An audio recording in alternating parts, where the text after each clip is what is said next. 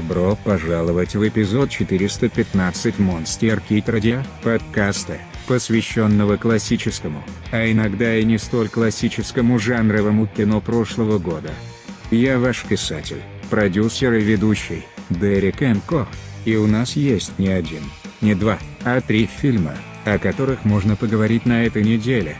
Okay, well that's enough of that. I am not going to do the entire show with the use of a Google translated version of what I normally say, which is welcome to episode 415 of Monster Kid Radio, the podcast devoted to the classic and sometimes not so classic genre cinema of yesteryear. I'm your writer, host, producer, Derek M. Cook, and I want to welcome you to the show by introducing you to a band that I just discovered called the Underwater Bosses. The song that we're listening to right now is called KGB Tsunami. It's from their album Aqua La Vista, which is one of the coolest album names I've ever heard.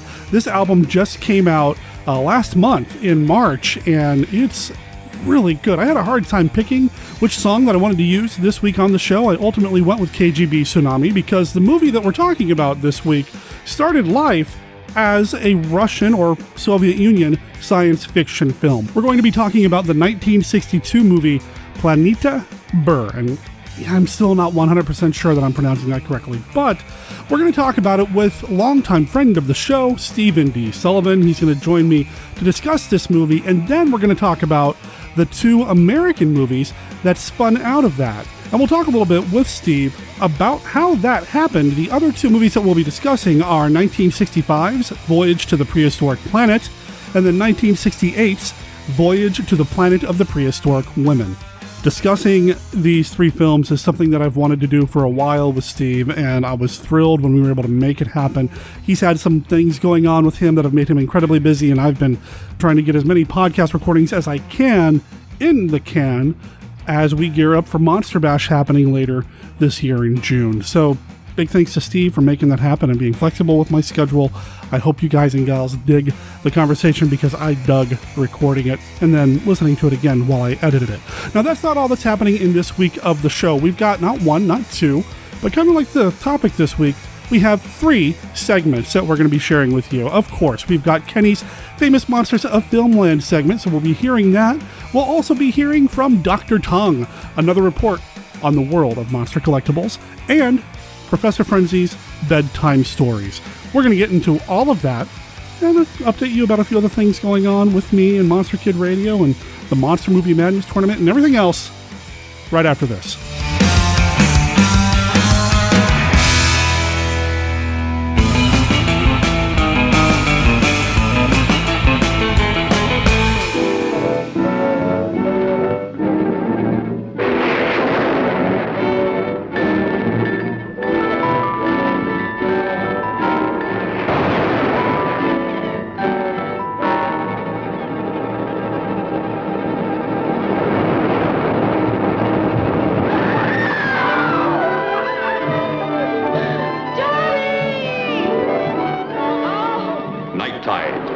Boundless power ties these 2 together in a love tainted by strange, sinister terror. The siren song of the sea, pulsating like a bongo beat, calling, driving the sea people.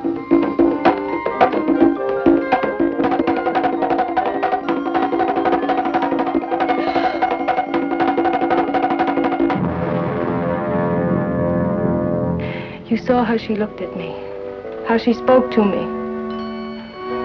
She's one of them. She's one of the sea people, and Johnny, I'm so afraid. You're a stranger here, and I guess you don't know what everybody here knows. Ellen, dear. In the past 2 years, Maura's had 2 boyfriends, and they're both dead now.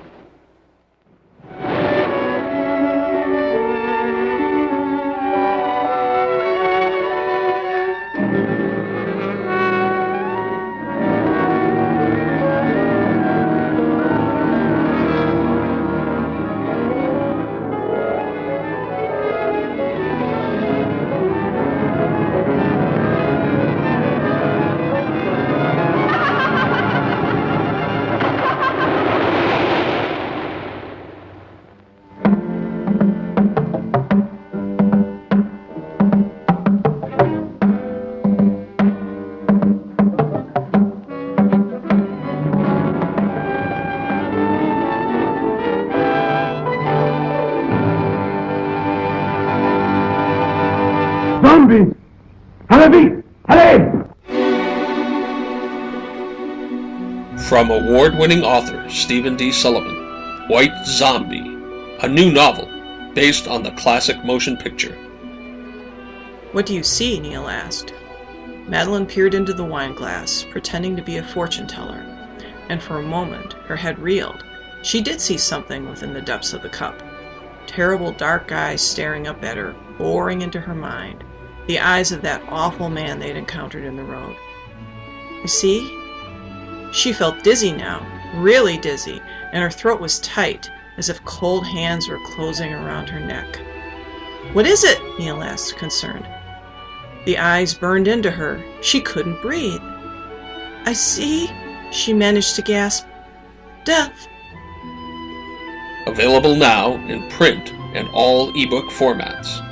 Find it on Amazon, Smashwords, Drive-Thru Fiction, and other quality outlets.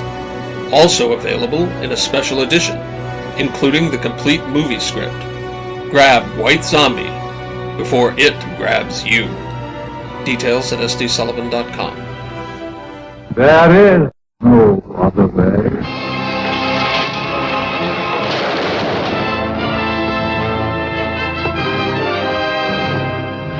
Tobor, the most amazing, the most fantastic creation of man's mind. Oh, he looks alive. For Tobor can live where no human can breathe, in the airless atmosphere of outer space. And the nation first to conquer space controls the world. Electronic scientists have designed a practical spaceship. Atomic power makes space travel possible, needing only the most valuable of all secret scientific achievements. Space-conquering giants that man can control. Tobor is alive. For even though much work remains before he's completed, he is already a sentient being, a necessary adjunct to the recording of all experiences our human space crews may later encounter. Since we cannot get in to see Nordstrom's secrets for ourselves, we must induce him to come out and tell them to us. They have no news of Professor Nordstrom or the boy. Neither has the Los Angeles Police Department nor the FBI. I take it you want the formulae for my extrasensory transmission method. Gramps, don't you tell him! Don't you do it!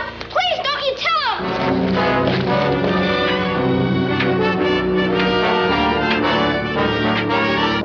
Don't, Gramps, don't! All right! You win. Tobor, bringing you chills you've never known before. Tobor, the most human outer space man ever seen on Earth. Be sure to see Tobor.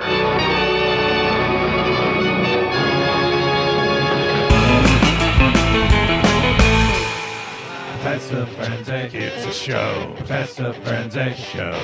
Professor Frenzy, it's a show. Professor Frenzy. Welcome to Professor Frenzy's Bedtime Stories, created especially for Monster Kid Radio. My name is Jerry Green. In this segment, I'm going to tell you some stories contained in the EC horror comics. Today's story is The Mad Magician. No, not the Vincent Price movie. The comic story from The Haunt of Fear, number 15, the May-June issue from 1950. It was written by Bill Gaines and Al Feldstein, and the art was by Wally Wood and Harry Harrison. So sit back, relax, and prepare for another chilling tale.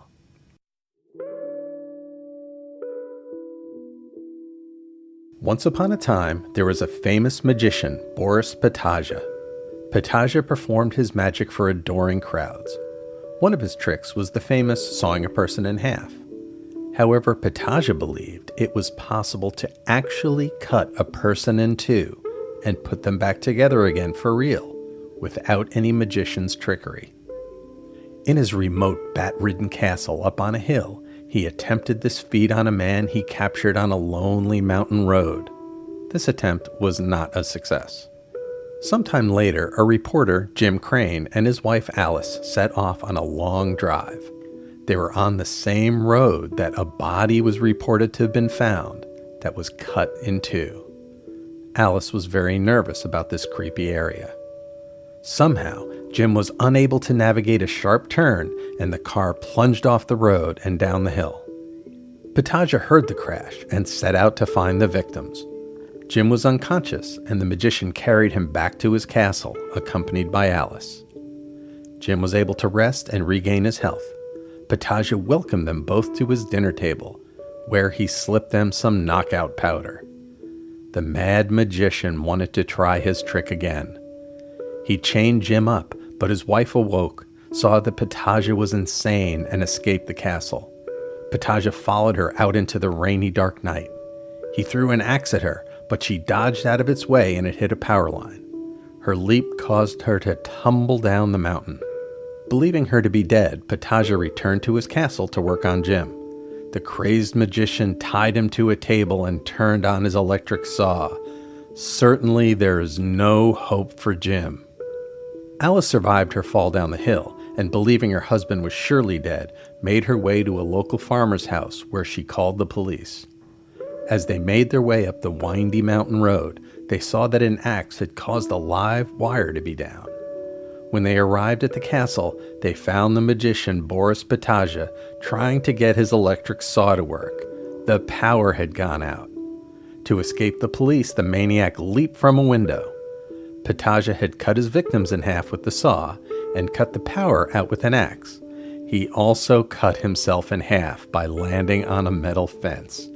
Yeesh. The end.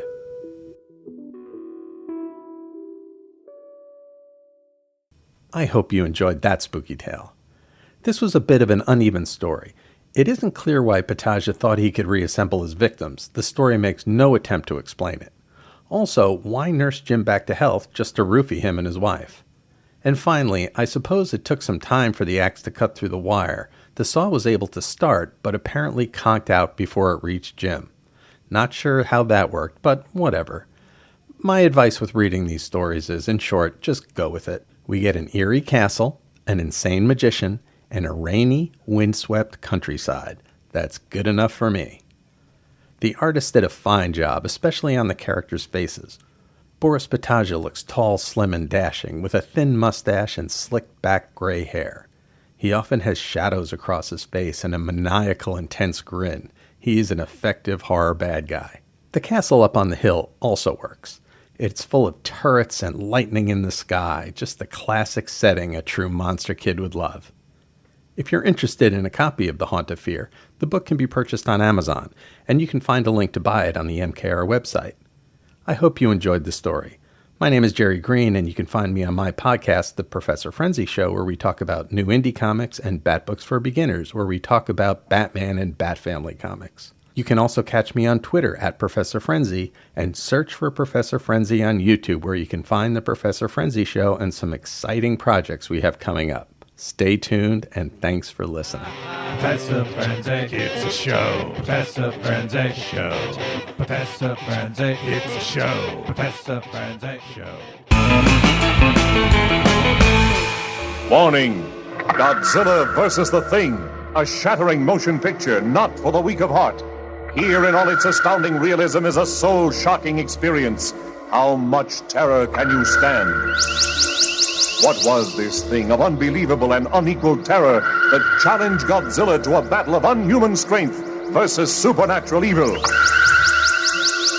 Godzilla versus the Thing.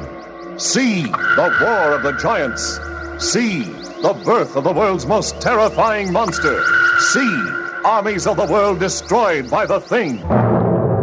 The producers of Godzilla vs. the Thing issue warning to those who cannot take its full horror.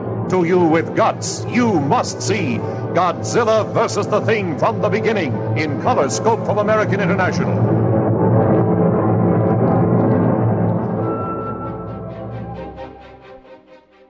I am Dr. Lee Cushing. Welcome to my Chamber of Horrors. Dr. Cushing's Chamber of Horrors is a serialized monster rally novel in the tradition of the classic Universal and Hammer horror films. It's written by Stephen D. Sullivan, the award-winning author of White Zombie, Daikaiju Attack, Manos: The Hands of Fate, and the original Chill role-playing game. My goal is to recreate the thrills of the Monster vs. Monster films that we all love. We'll have vampires, werewolves, mummies, psychic twins, and scheming madmen. And that's just in the first storyline. Now you can get Dr. Cushing's Chamber of Horrors and other monster stories sent directly to your email for as little as $1 a month. For just $2, you'll get all the chapters in advance, plus bonus stories and other perks. Sign up now at CushingHorrors.com or visit sdsullivan.com for a Patreon link. I do hope you've enjoyed your visit. Please come again, and remember, the chamber is always waiting for its next victim.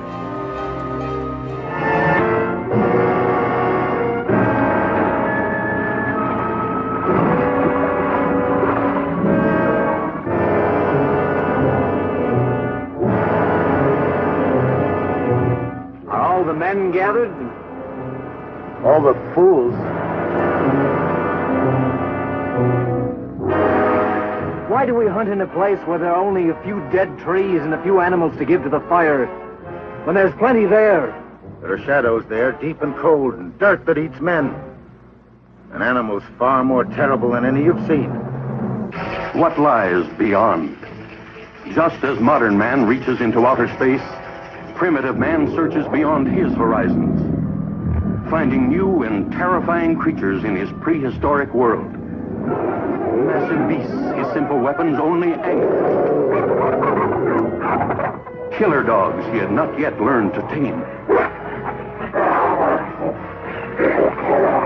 His courage proves the teenage caveman all man, winning for him a woman's love. We could make a place to lie down on, a space above the floor so the cold couldn't reach us as we slept.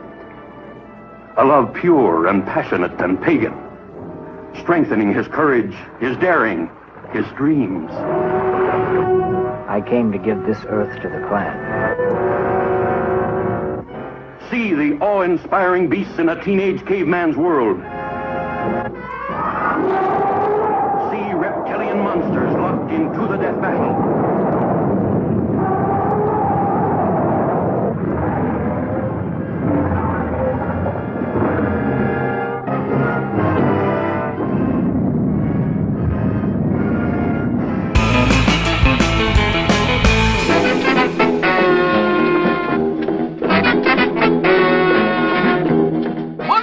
Radio presents Dr. Tongue's World of Monster Collectibles, spanning the globe looking for monster goo so you don't have to.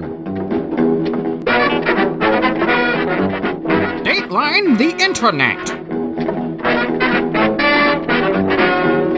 There seems to be a plethora of t-shirt companies popping up out there, making some pretty rad clothes these days. In this segment, I want to bring your attention around to some you may want to look into when you're getting ready for your next big convention or simply gaming night with friends. First up, we have Creepsville 666, that's Creepsville with a K, operating out of Southern California and offering up a slew of nice, scary goodness. These folks specialize in the eerie and the macabre spectrum when it comes to clothing and accessories, so don't get too frightened looking at that online catalog. The models won't bite. Hard. Creepsville 666 offers up a great selection of licensed goo featuring everything from horror host Vampira to Vincent Price up to a new line of Elvira merchandise. Check them out. If you're looking for more traditional monstery goodness in your t-shirt selection, head on over to the Famous Monsters of Filmland site and their Captain Company department. There you will find a nice stash of classic monster t-shirts and accessories that should satisfy the most discerning of creature lovers everywhere. They have great reproduction classics of FM monster covers all the way to the FM logo shirts featuring the good old shock monster. My last recommendation has a ton of product in their catalog. I mean a ton. And they feature lots of good old school images that should satisfy your vintage loving heart. Atom Age Industries has the most impressive array of shirts, everything from Edison's Frankenstein on through Ed Wood's Bride of the Monster, Bava and Argento tees, up to a recently announced licensing deal with Hammer Productions, although they only currently have 2 shirts available. Links to all these companies are on the MKR website for your perusal. Happy shopping. Artist Spotlight. I love my monsters in figural form. It's a fault of mine. And this next young man does a bang-up job of bringing said figures to fruition, albeit on a rather limited basis. Charlie Lone Wolf, not really sure if that's his real name, doubt it, operating under the name Wolfman138 on Instagram, creates amazingly wonderful figures from the realm of horror films, punk rock, and beyond. His imaginative take on known characters is amazing in his execution. Not only are the figures sculpted by Charlie, but he also casts them up and paints them as well. I personally have a set of the Gargantuas from War of the Gargantuas, as well as a Blind Dead Templar. Current offerings in his Etsy shop, appropriately named House of Wolfman, are several of the monsters from the Monster Squad films from the 80s, as well as Beef and Phantom from De Palma's Phantom of Paradise. Most, if not all of his figures require you to pre-order them, and then that production run is made for how many are initially ordered. I can't wait to see what he has up his sleeve in the future. Spotlight on vintage monster toys. The vintage monster figures I'm going to discuss today, I was never privy to when I was younger, but man, I would have loved to have had them as a child. Unfortunately, now as an adult, I'm forced to pay just large sums of money to obtain them. Tomlin Toys was a UK-based toy company that dealt in a lot of what I like to call not quite their products. You know, the toys you see in the cheapy toy aisles at the supermarket that aren't the main licensed toys, but close enough for Grandma to pick up for little Jimmy because he asked for a Star Wars toy for his birthday? GoBots, anyone? Tomlin made lots of these types of toys. Knockoffs. Essentially bucking copyrights and saving lots of money in the process. They made knockoffs of Strawberry Shortcake, $6 Million Man, Star Wars, Star Trek, and jumped onto the monster craze without paying $1 to copyright holders. The Tomlin series I'm going to talk about today is Famous Monsters of Legend. Once again, close enough, but not quite. Right? Starting in the mid-70s, Tomlin produced a series of 4 8-inch monster figures under this title. In the assortment were the Cyclops, the Fly, the Morlock, and the Yeti. The first 3 were based, insert air quotes here, on movie characters from the Seventh Voyage of Sinbad, the original Fly with Vincent Price, and George Pal's version of the Time Machine. The 4th one was the only one that was actually based on a monster of legend, the abominable snowman, the Yeti. And in my mind, the face kind of looks like Ernest Borgnine from the final of Devil's Reign minus the horns. But I digress.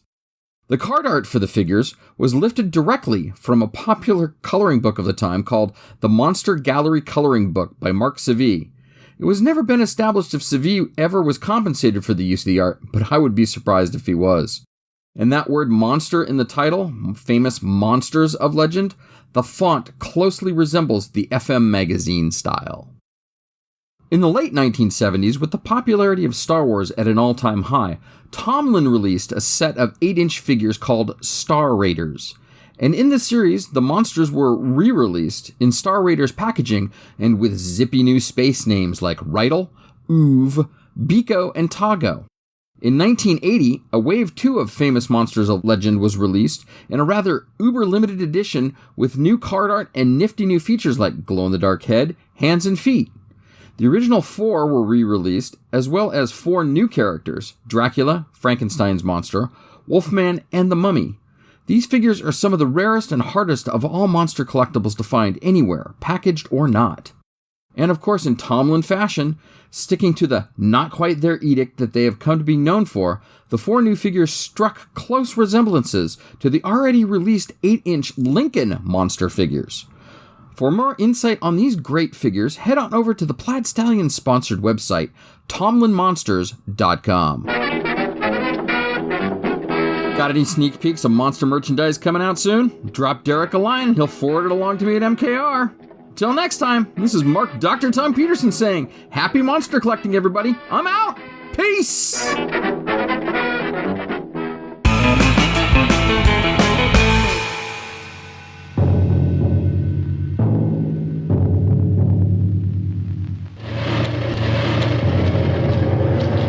The time is now 10:51. 9 minutes before countdown. 9 minutes. 9 minutes before countdown. 9 minutes while the world waits and wonders. Share if you dare the unbearable suspense of men and women who have never in their lives faced greater peril. The day the Earth caught fire will burn itself into your memory.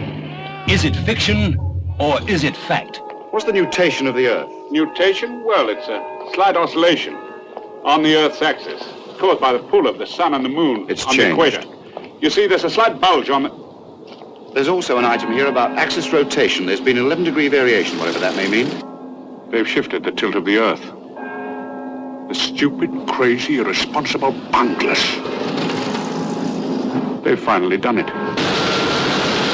From the presses of Fleet Street, today's headlines blaze into tomorrow's history. And here are the people who report the most sensational story a newspaper has ever had to print.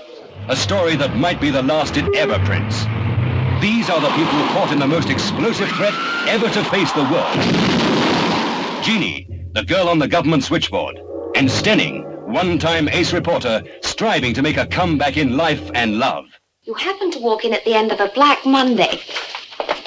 What about a foggy Sunday? Oh, come on now, Pete. We're too old for I'm not scuffling. too old. Look, I said you could use the phone, and come that's on now, all. Jeannie. What do you want? A slow build-up? Hot hands at the movies, knee trembles, and a coffee bar?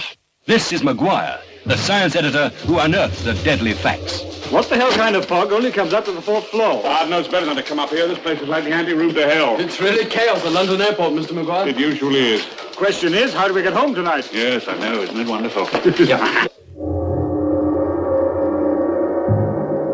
countdown must have started by now. Drink up, then. Here's how. 22. 21. To the luck of the human race.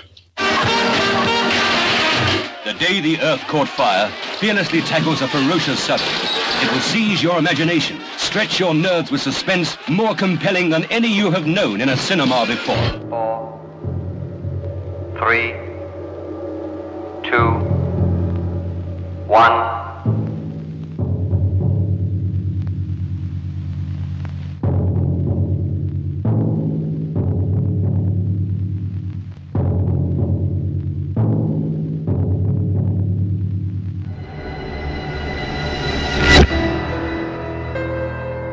Imagine the world around you is nothing but an illusion.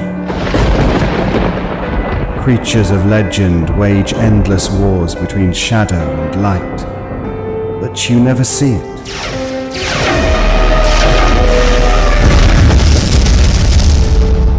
Even now, dark forces threaten reality as we know it, but most people never know they exist.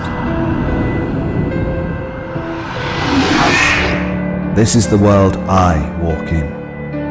I am called Byron, and these are my chronicles. The Byron Chronicles, available at ericbusbypresents.com, iTunes, Stitcher, and everywhere else podcasts are available. 2 giant monster films, The War of the Gargantuas and Monster Zero. See the 2 mighty Gargantuas battle to the death. And on the same program, Rodan and Godzilla join forces to destroy the deadly Monster Zero. The War of the Gargantuas and Monster Zero. Both in color, rated G, general audience from United Productions of America, a subsidiary of DEI Industries. Hello, Monster Kid radio heads. This is Kenny with a look at Famous Monsters of Filmland.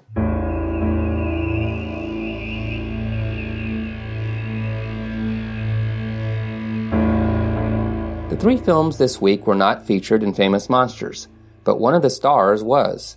Basil Rathbone, star of Voyage to the Prehistoric Planet, was heard from in Monster World No. 7 from March of 1966.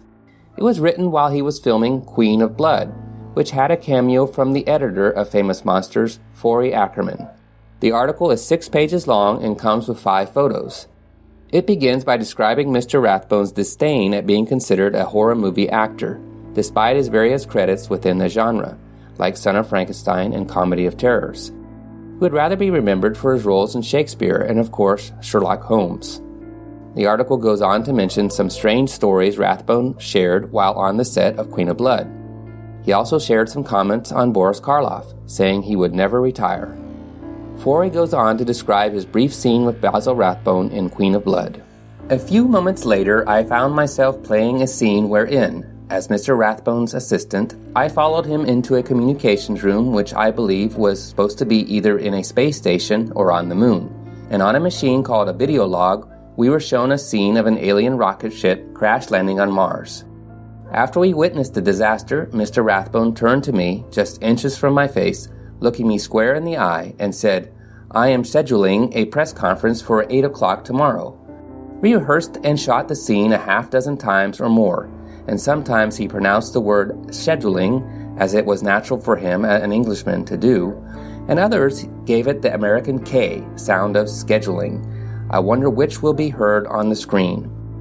But mainly at the time, my mind was preoccupied by the thought that this was Wolf von Frankenstein that I was standing opposite, that I had never dreamed when I was only 22 years old, and thrilled to the son of Frankenstein when it was new that one day I would be standing face to face, in makeup, before a motion picture camera, being photographed in a scene with Basil Rathbone. Planet of Blood, its latest title, may not win an Academy Award, and certainly I won't get any honorable mention for diction because I don't say anything.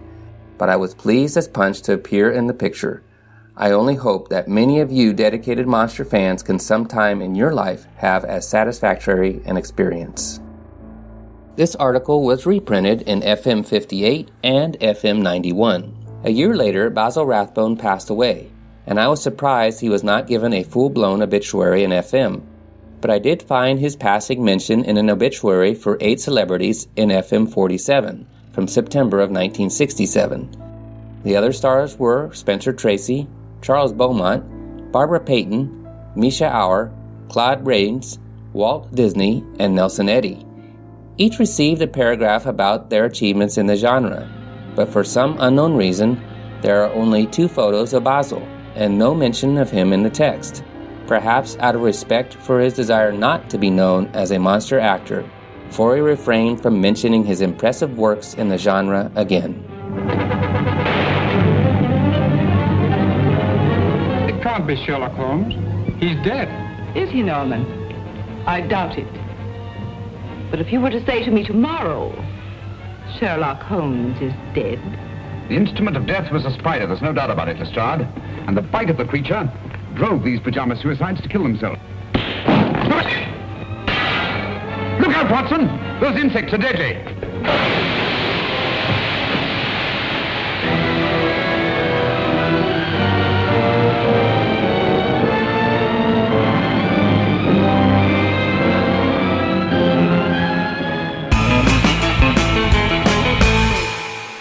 We're currently in the second round of the Monster Movie Madness tournament that we're doing here on Monster Kid Radio, trying to figure out what the top monster movie is. We're talking about favorite monster movies from the beginning of the silent era up through 1968. And in round 2, well, it's time for you to help us figure out what the Sinister 16 titles will be that'll be moving on to the next round.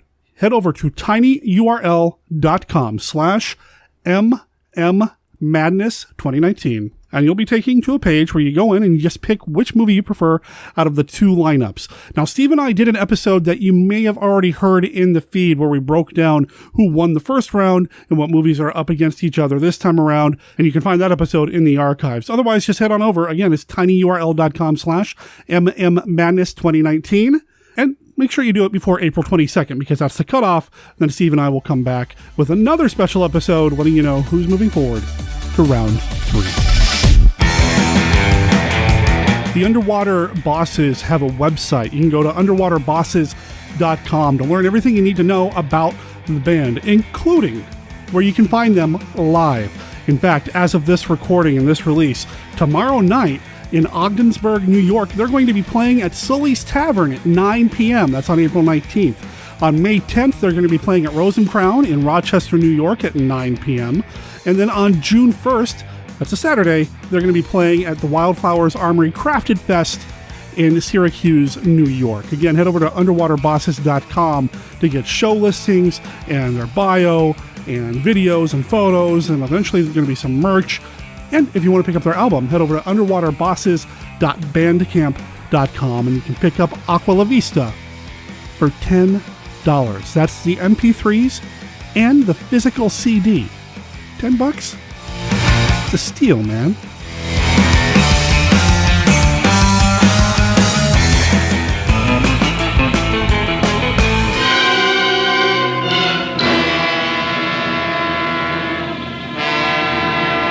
Queen of Blood.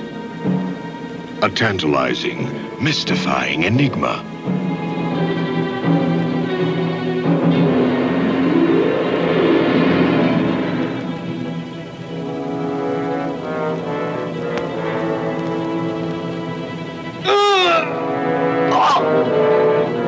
She's gorged herself of fresh blood. She's a monster. We have a good supply of blood plasma with us. We'll use that to feed her. And if we run out of plasma, Commander?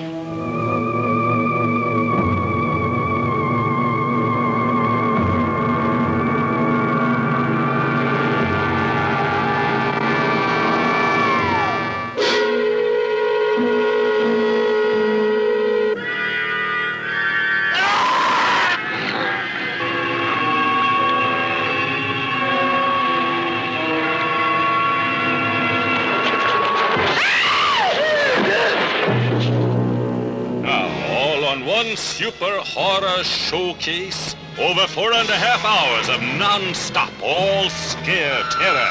Starring Christopher Lee, Lex Barker, John Ashley, and the all-dead inhuman creatures from the tombs of doom.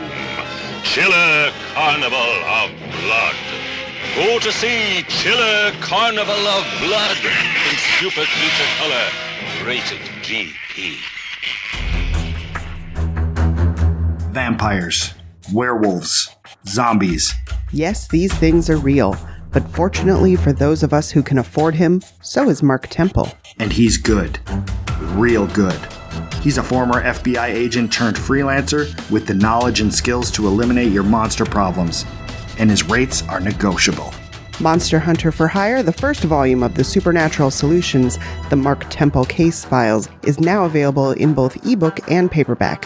Go to tinyurl.com/monsterhuntertemple to buy your copy of Derek M. Cook's latest book. Read about Mark Temple, the experienced professional now available to rid you of your supernatural, ghoulish, and monstrous pests. That's tinyurl.com/monsterhuntertemple. And don't worry, Mark Temple is discreet.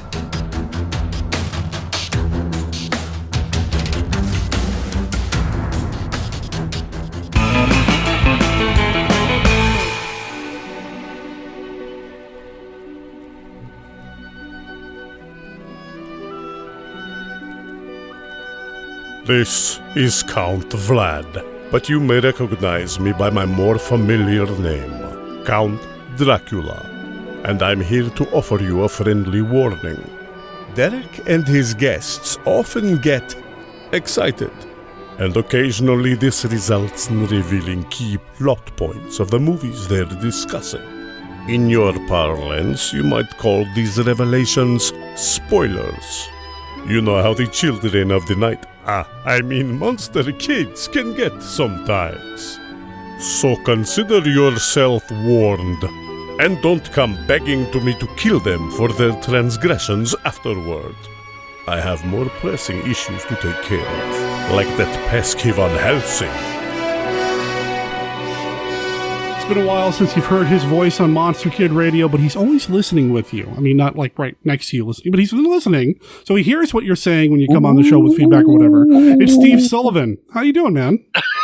Here I am. I'm not a spooky ghost hanging over your shoulder, but I do see all, know all. No, not really. This just got weird, is what I'm saying. Oh, man. Well, this whole watching it with you and then or listening with you, that was a little strange. I don't know where that was coming from. That was just kind of odd. Anyway. But it's true. I do try to keep up, and I'm a little bit behind. But by the time y'all hear this, I will have caught up and be right there with you. There you go. Whether it's on TuneIn, on the Roku, or whether it's over iTunes, or however you listen. Spotify, YouTube, smoke signals, whatever. You do smoke signals? Wow. Well, you know. That must be hard. Next up, Derek does telegraph. Beep, beep, beep, beep, beep, beep, beep, beep, beep. I'm working on semaphore, actually. There you with go. The flags. Anyway. You get Monty Python to help with that. What are we talking about, Steve? I don't know. How's it going, Derek? So listeners, Steve and I have been talking about movies, comics, copyright for the past 25, 30 minutes. And Steve says, let's go ahead and start recording. I'm like, you're probably right. Let's hit record and do this. And here we are doing it again. We're just gabbing about whatever. Let's let the listeners know what you've been up to. Well, what's new in the world of Stephen D. Sullivan? Well, as you probably know, Dr. Cushing wrapped up his run online, and you can read the whole thing free on my site, or you can join my Patreon, CushingHorrors.com, and get a more coherent chapter version of it where you can kind of read it all at once. And right now I've got, finally, the Frost Harrow series is coming out, a new chapter every 2 weeks. So that's cool. You can check that out on my site, or again on my Patreon, which is still CushingHorrors.com. Right on. So for listeners who don't know, Cushing Horrors is a classic monster mash, monster rally type story with a character named Cushing because, I mean, we're monster kids. Of course, there's a Cushing. There's a wax museum-ish kind of element. It's very cool. And Frost Harrow is Dark Shadows flavored, right? Yeah, it's kind of an adult version of Dark Shadows, or Dark Shadows meets Stephen King. I wrote the original stories about 20 years ago now, and I kept saying, I'm going to bring it out here, bring it out there. I had it online right at the beginning of the ebook revolution, before there were actually things like Kindle and Nook and other things that allowed you to actually read ebooks. So after that, I wanted to update it, I thought, and I spent 20 years playing around with updating it, and I finally said, screw this. It's never going to come out if I keep tinkering with it. And, the originals are not bad. They're not the writing I would do today, but they're not bad, and they actually move really quickly, and they're really exciting. So you're getting the original, pretty much uncut, unvarnished ones, although I have gone in and fixed some point of view problems and things like that occasionally. Okay. But if you like Dark Shadows and you like Stephen King, it's Goosebumps for grown-ups. It's an ongoing serial. And like you said, Dr. Cushing's Chamber of Horrors is a Monster Mash tribute to all Monster Mashers, and that may have a sequel or 4 in the works too at some point. You and I could end up talking about writing for hours on end, and actually at some point... I just started reading your book too. You've got a new book out, so tell them the title, and I'll endorse how good the first 2 stories are. Well, I appreciate you saying that. So yeah, I've got this book out now. Finally decided to pull the trigger and join the independent publishing scene with Monster Hunter for Hire, the first volume of the Supernatural Solutions series. I'm currently working on volume 2 right now. As of this recording, I'm waiting, like I said on my blog over at monsterkidwriter.com, I'm right now in the longest 3 to 5 business day stretch that I've ever had as an author, because I'm waiting for Amazon to send me the proof for the printed edition, or what I'm calling the Dead Tree or Undead Tree edition. Yeah, Dead Tree, I saw that on. Yeah. I hope it looks good. It's the first time I've designed a book for print on Amazon. I think I pulled it off okay, but we'll find out as soon as I get the book in the mailbox, and it'll be available. And I've decided, because it's a shorter book, I'm going to sell it for $6. Oh, good for you. That's a very inexpensive price, although twice what the e-edition is for those of you that read ebooks. But I'll probably order the print edition too, because it'd be nice to have on my shelf. I might even sign it for you. See what you can get. There you go. Is Dr. Cushing available as a physical print book? Not yet. Will it be? I have to catch up on, as probably everyone that follows me on social media at all knows, there have been a lot of family stuff going on in my house, and I need to catch up and put some of that behind, which I hope to have well and truly behind me by the end of April. And then, with any luck, Dr. Cushing will be out sometime before the end of the year. Certainly in time for Halloween, if not sooner, I hope. Nice. Well, keep us posted, man. And I know that I play the promo for Cushing Horrors and Daikaiju Attack semi-regularly here on the show. Yeah, and Daikaiju Attack's still available in all print and ebook forms. And it's one of my favorite things that I've ever written. And boy, there are sequels there too. So what I'm saying is, if y'all go out and you buy this stuff in enough quantities, I'll go, hey, people want this, and I'll do more. So that's easy. Or you can throw a couple of bucks to me at Patreon every month and then talk to me directly about the fact that you want that sequel to Daikaiju Attack. I mean, listeners, we like to support our fellow monster kids around here, and Steve is one of the monster kiddiest I know, so that doesn't really, that's a terrible adjective, but you know what I mean. So go check out Steve's other stuff squared away. I am still working on the Monster RPG. Nice. And that is, I've had a number of successful play tests, and honestly, my life has just been too busy for most of the last 6 months to go in and really dig through the mechanics of it and get it to the point where I can share it with people. I don't know if we'll do a Kickstarter with that, or if I'll just figure out some way to publish it, or it'll be out there. Can't promise it in 2019, but at some point it'll be out there. It's working really well, and it seems really, really cool. And it's something, in theory, you can pick up and play in an evening, and then continue playing adventures as they come out. Very cool. With very, very little prep. Very, very cool. So, listeners, keep your eyes open for that. In the meantime, though, you can listen to Steve and I talk about not 1, not 2, but 3 films in this episode. But there's something else we got to do before we do that, Steve. Yeah, I think there might be, and I was going to remind you of that in case you didn't do it. But let's see if you can put me on the spot here. Every time we have somebody on the show now, with every episode, we try to play a game that we call the Classic 5. I've got a deck of cards here. Each one of these cards has a this or that, which movie do you prefer style question. There are no wrong answers, and I know I call it a game, but really, it's a conversation starter. And I don't know if Steve and I really need help starting conversations with each other. Given that we've been on Skype for over an hour now. Right. But, there you go. Steve, are you ready to play the Classic 5? I'm going to give it my best shot. We'll see if my brain works today. Okay, here we go. Card number 1. This is actually from the new deck that I'm working on. Ooh, no chance I can prep for this one, folks. Which movie do you prefer? The Slime People or the Alligator People? Oh, that's a good question. The Alligator People has really a classic feel to it. That I enjoy the Slime People, but I don't think I've seen it probably enough. The Alligator People, it's kind of got that Universal horror monster movie thing. Is it a Universal film? I'd have to look it up. No, I don't think it is. It's got. Does it have Lon Chaney Jr. in it? It does. Anyway, it's hard to not love something that has Lon Chaney Jr. and a guy walking around in alligator makeup with a giant alligator head on it. On his shoulders at the end of the film. So I don't think that's a spoiler because it certainly was in the posters and the trailers. Right. So Alligator People for me.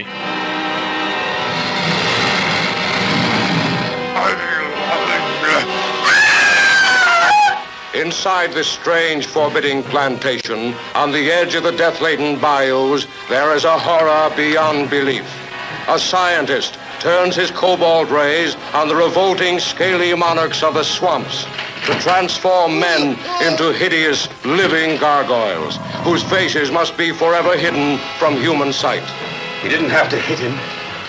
Quickest, simplest way, Doctor. But these are people. You don't handle them like animals. Beverly Garland as the unwelcome visitor, haunted by the fear that the man she loves has become one of them. What are you doing? I'm not leaving here, Mrs. Hawthorne, until I get the answers to the questions that brought me here. What have you done with my husband? Lon Chaney as the hook-armed, hate-maddened Cajun. I'll kill you, alligator man! Just like I'd kill any four-legged gator! Suspense that will clutch you like quicksand. Pulling you down into bottomless depths of suffocating horror.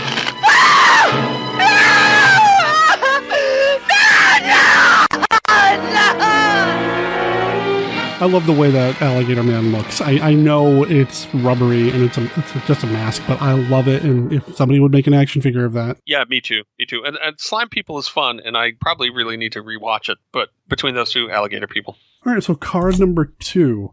The Munsters or the Addams Family? Ooh, I've heard you ask someone else this fairly recently, and I thought, here's the thing. As a kid, it was the Munsters, I think, all the way. Okay. Because Monsters, as an adult, I'm going to go with the Addams Family because I think it's actually a much more interesting show on a number of levels. And I think it still plays really well. The cast is brilliant.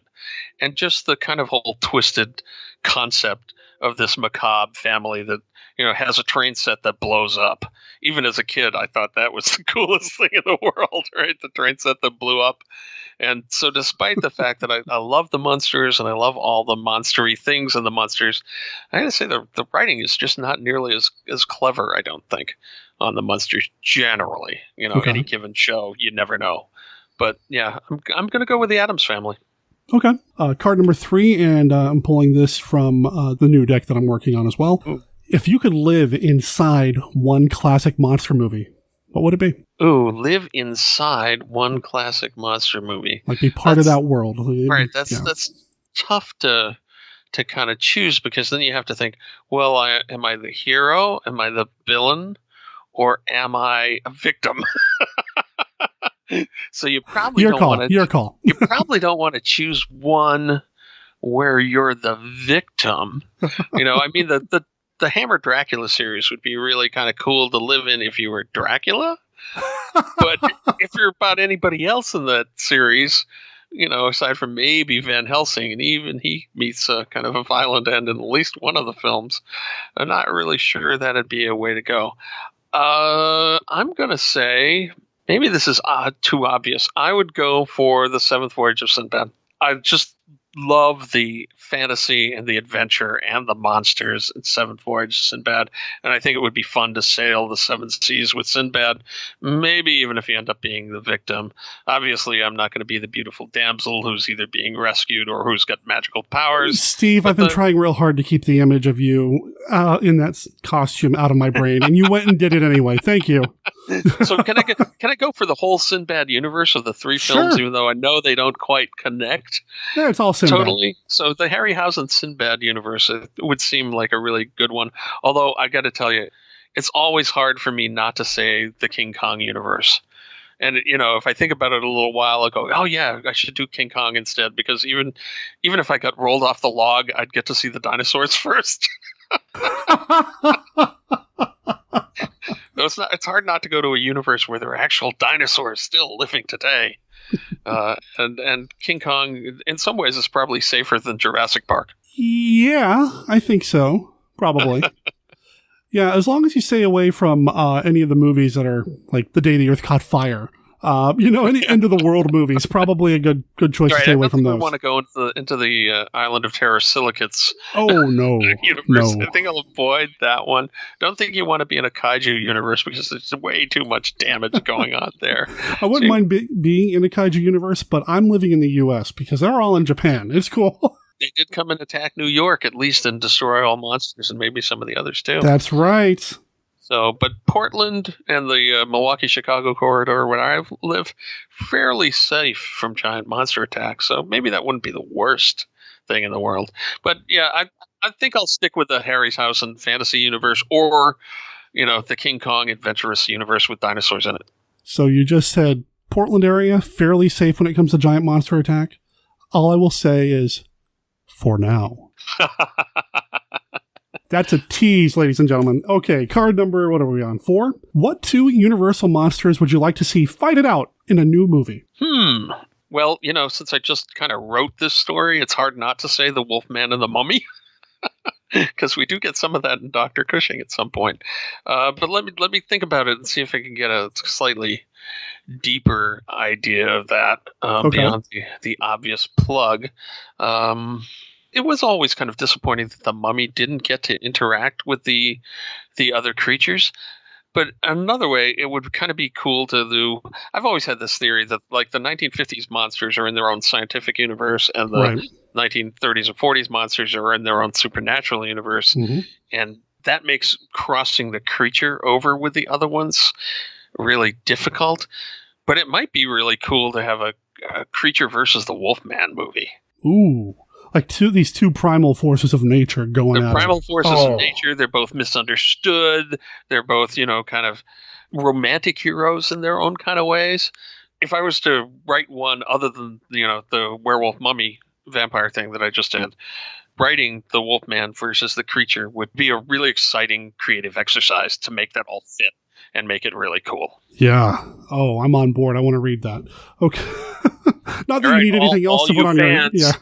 Keep sending me notes, join my Patreon, and throw $100 at me or whatever, and you may get that story sooner than you think. There you go. So there is actually reference to a creature-like creature, I think, in Dr. Cushing. I think it made it into the story. If not, it's in my backstory for sure. Yeah, the creature is not in the public domain, but werewolves are totally. So you can do whatever you want with a Wolfman character, just don't call him Larry Talbot.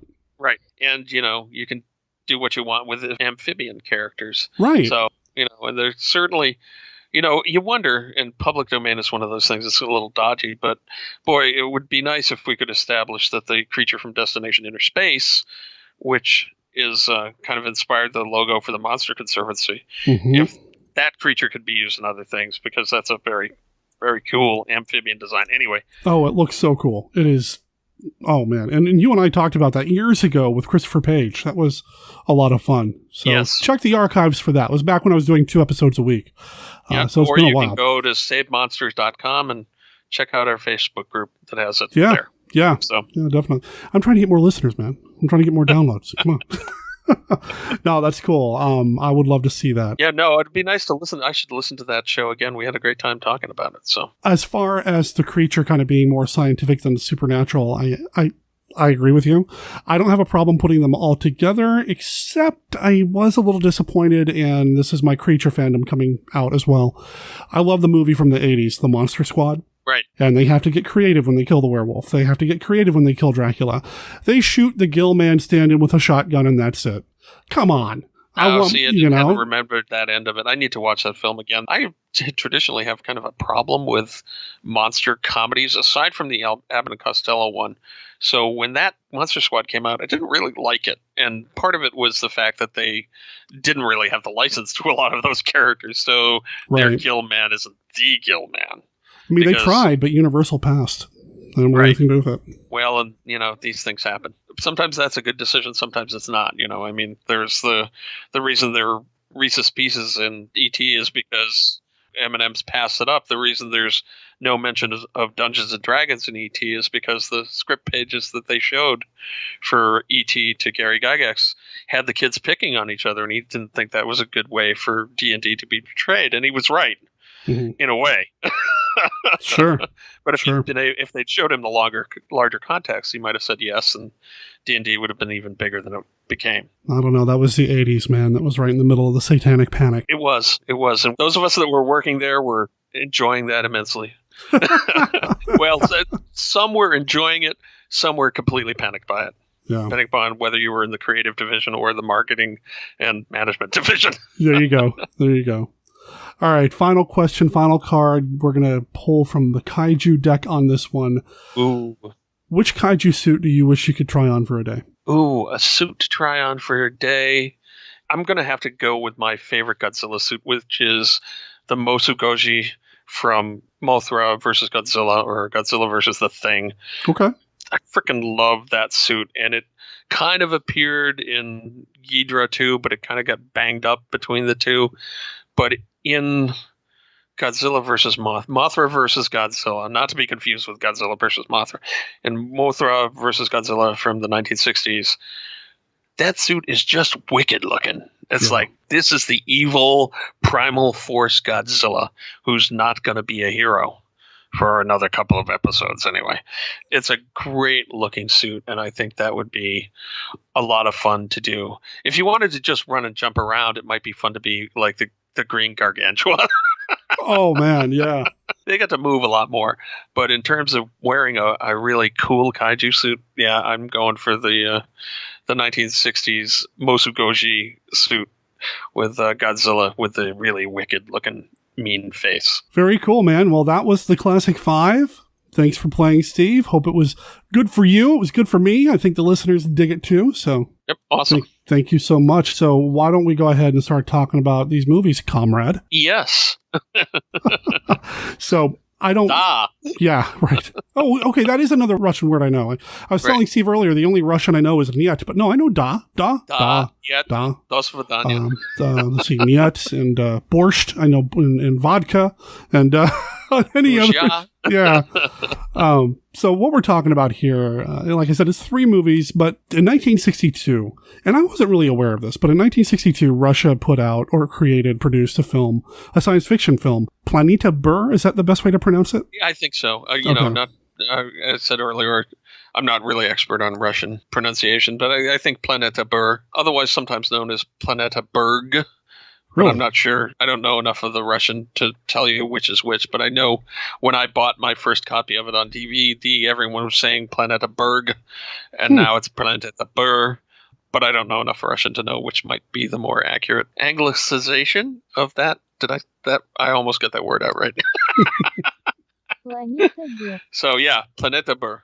Okay. Otherwise known as Planet of Storms. Yeah, Planet of Storms is the English translation. And, I have to say, I have to admit my ignorance here. I was not really overly aware of the genre output of the Russian cinema, I guess, in the 60s. But when I look up Planeta Bur on the Internet Movie Database, on Amazon, I'm finding links to a handful of other science fiction films that came out of Russia around this time that now I really, really want to see. Yeah, either Russia or the Soviet bloc, because in some sense, it's the Soviet Union then still. Yeah, that's true. That's true. Even stuff that's coming out from, I think it's Ufa in East Germany, is kind of Soviet bloc films, and that, I should be able to rattle off a couple of those titles, but I can't right now. It just slipped my mind. First Spaceship on Venus is based on an East German film from the Soviet. They used some of, I think, was it A Dream Come True in Queen of Blood? I think so, maybe. Yeah, there's a number of them, and through whatever mechanisms worked in the 1960s, Roger Corman's group got a hold of these films to bring them to the U.S. or bring parts of them to the U.S. So Planeta Bur is, I haven't seen all of the others. But Planeta Bur on its own is a pretty cool film. It's a really good straight up science fiction film. Yeah, it's got some monster stuff in it, but if you're looking for just like pure sci-fi space adventure, from the days when we thought other planets could be habitable in our solar system. Right. I mean, they're going to Venus, right? And they find other things there. And there are stretches of this film where it does feel like flat out science fiction, hardcore, the smart sci-fi. And then you get the monster stuff too thrown in. It's an interesting film. The budget obviously shows, as does its nation of origin. It is very Russian in spots. Very Russian in terms of how they view individuality and kind of this implied, I don't know, groupthink. It's really interesting to watch. In some ways, like a lot of these are, and I have not seen all of the Eastern Bloc films by any means, but there's definitely communist propaganda overtones to a lot of this stuff. Yeah. Sometimes it's more obvious than not. We should mention that there's a really good set out right now of DVDs. 2 DVD set that has Planeta Bur, and it has one of the other ones that Corman brought over, which is the Battle Beyond the Sun. Mm-hmm. And then it has 2 more versions. It has the original Planeta Bur, Battle Beyond the Sun, which is based on another Soviet film called Nebo Zovyat. And forgive me if that's not entirely right. But then it also has the 2 Roger Corman productions, including footage from Planeta Bur, and those would be Voyage to the Prehistoric Planet, and confusingly to everyone, Voyage to the Planet of Prehistoric Women. Right. So why those 2 ended up with nearly indistinguishable titles, I don't know. But yeah, it was very confusing to me as a kid when I first saw these on TV. Wait, didn't I see this film? Where are the girls? It's like... But so basically, Roger Corman took Planeta Bur, but he bought it because the production values were great and they've got really good special effects. And then he made other films out of the film. The first one being Voyage to the Prehistoric Planet, which is almost a straight translation. Almost. Yeah, they took the Russian version, they excised the one female character in the Russian version and replaced her with the one female version in the American release. And when we say release... Faith Demurred, I think. Yeah. Mm-hmm. And when we say release, just to clarify, Voyage to the Prehistoric Planet was released to television, as was the Prehistoric Planet film. There are some reports that one of these did get a limited theatrical run, but they are primarily designed to be played on television because that's what American International was doing at the time. Right. It was a lot of TV. Roger took the original Planeta Bur, and he and his cohorts, which included Francis Ford Coppola and Peter Bogdanovich and people like that at the time, put out Voyage to the Prehistoric Planet, which is a very, very similar storyline to Planeta Bur, but has Faith Demurg in place of the Russian woman excised the love story subplot entirely. Right, that's which gone. means it's about 10 minutes shorter. And put in Basil Rathbone as well for another of the Russian characters never seen. Yeah. So, but it's essentially kind of the same story. Pretty much And is. then a couple of years later, They did it again. they did it again. Peter Bogdanovich, working under a pseudonym that I don't remember right at the moment, had access to this, and Roger was like, well, make another film out of this film, but you can't shoot anything with sound. Right. We don't have the money for the sound. That's why all the women are telepathically speaking with each other. And Peter Bogdanovich kind of, I think brilliantly, decided to play up the lost civilization angle and the, I'm sure Roger inspired kind of sex bomb angle, and inserted whole new sets of footage with beautiful, I think mostly blonde, maybe entirely blonde women, right? I mean, Mamie Van Dorn. Mamie Van Dorn is in this Is film. the queen of the lost women and the prehistoric women in Voyage to the Planet of Prehistoric Women. Now, my understanding is that with the Prehistoric Women film, they didn't go back to Planet Bur. They went to Prehistoric Planet, so they wouldn't have to go and redub the Russian actors with English languages. So they were able to just use the original dub there, and then kind of tweak it a little bit more and add these other elements. And Peter Bogdanovich did use a pseudonym. Supposedly he says that he didn't want to take credit for the film because he didn't really do all that much. Right. I don't know if that's accurate or if he saw the film and decided, no, I don't want my name on that. I don't know. It's not a terrible film. I actually enjoyed it. He did use the name Derek Thomas. Derek Thomas. And he spelled Derek the right way. So, my man there. There are bad ways to spell Derek? I suppose there must be. Any other way than how I spell it. Right. I just lost every other You did. D-R-E-K Derek listener. Hi, Derek's. It was nice knowing you. Oh, I used to work with somebody named Derek, but he spelled his name D-E-R-R-I-C. And whenever anybody asked for him, I said, oh, the one who spells his name wrong, he's over there. He did not like that. Go figure. And I don't work there anymore. Go figure. Anyway. So Bogdanovich added a number of sequences with, these women that are wearing white hip hugger pants and shell bikini tops to this as the lost women. And honestly, it actually kind of works. It does kind of work. Just to kind of go back to, and Bogdanovich also did provide the voice. There's a lot of voiceover. There's a voiceover, which actually helps to tie the whole thing together. I think it does too. On a commentary I listened to, they said that they'd originally run it without the voiceover, and Sam Arkoff, I think it was, said, why the hell is this movie silent all the time? And they were like, well, we didn't have any money to do sound equipment. He's like, you need a voiceover. Put in a voiceover. But the voiceover kind of works. It works as a point of view voiceover from one of the characters in the film, and it's pretty cool. Before we get too much further, we should, I think, at least give people some idea of what the story is about in the original Planeta Bur. Yeah, the original and then the second one, the story is very similar. Right. It's the far future of 2020. And they're out in space doing their thing. My wife got a laugh out of the other night when I was playing one of the versions of this. Yeah. Like, a far future of 2020. In the U.S. version, they've cut in pictures from NASA file footage of future things going on, as well as, I think in Voyage to the Prehistoric Planet, they also used stock footage from another Russian film, which I'm not sure it was the one you mentioned earlier, or NATO Zoyov. But anyway, there's other stuff in there. So the far future of 2020, 3 Soviet spaceships are going to Venus to land and explore. On the way there, just before they get there, one of them blows up. And the other 2 are left kind of short on supplies or short on manpower to actually do the mission that they're planning on. So they're going to orbit around Venus in 2 spaceships. And the crew of one ship decides, well, we're not going to wait until relief gets here. We're here. We might as well go down and explore. So the 2 guys that are in that spaceship and the robot leave the woman who's in the spaceship with them behind. They go down to the surface. They crash their landing craft.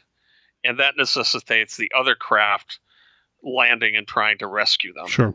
And as they wander across the surface of Venus, they ran into your giant man-eating plant monsters. They run into little dinosaur men that they shoot with their very, in the original Soviet version, it's very obviously just like automatic pistol fire. I loved that, though. I love that. So it's ridiculous. It makes no sense. Why would you bring a traditional handgun to the moon or to the Venus or whatever? But right. Come on, it's so cool. I love that aesthetic. I loved it. I think they sweetened those shots in the American version to make them sound a little spacier than just blam, blam, blam. But in the Soviet version, they are just carrying automatic pistols around. Why not? Shooting at these lizard guys and stuff. They do that, and they have to, eventually, they discover the other people have come to rescue them, and so the two groups try to find each other. The group in the second team has landed their whole spacecraft, and they've got aboard it this really great kind of land speeder car. Yeah, it looked really, and I was surprised to see it driving around on the planet's surface, not hidden by rocks.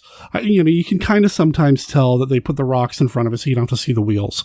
But there's a couple of shots where it comes out from behind and it's just floating. It almost looks like it's floating. Yeah. But then it'll hit a rut and it'll kind of bounce and you're like, oh, it's not really quite floating. But it still looks cool. It's a fairly successful floating car thing. Yeah. That they then they discover that because they'd picked a good landing spot and the guys have crashed across a sea, they can either go 20 miles across the sea or 45 miles around. They decide they're going to go across the sea in this floating car.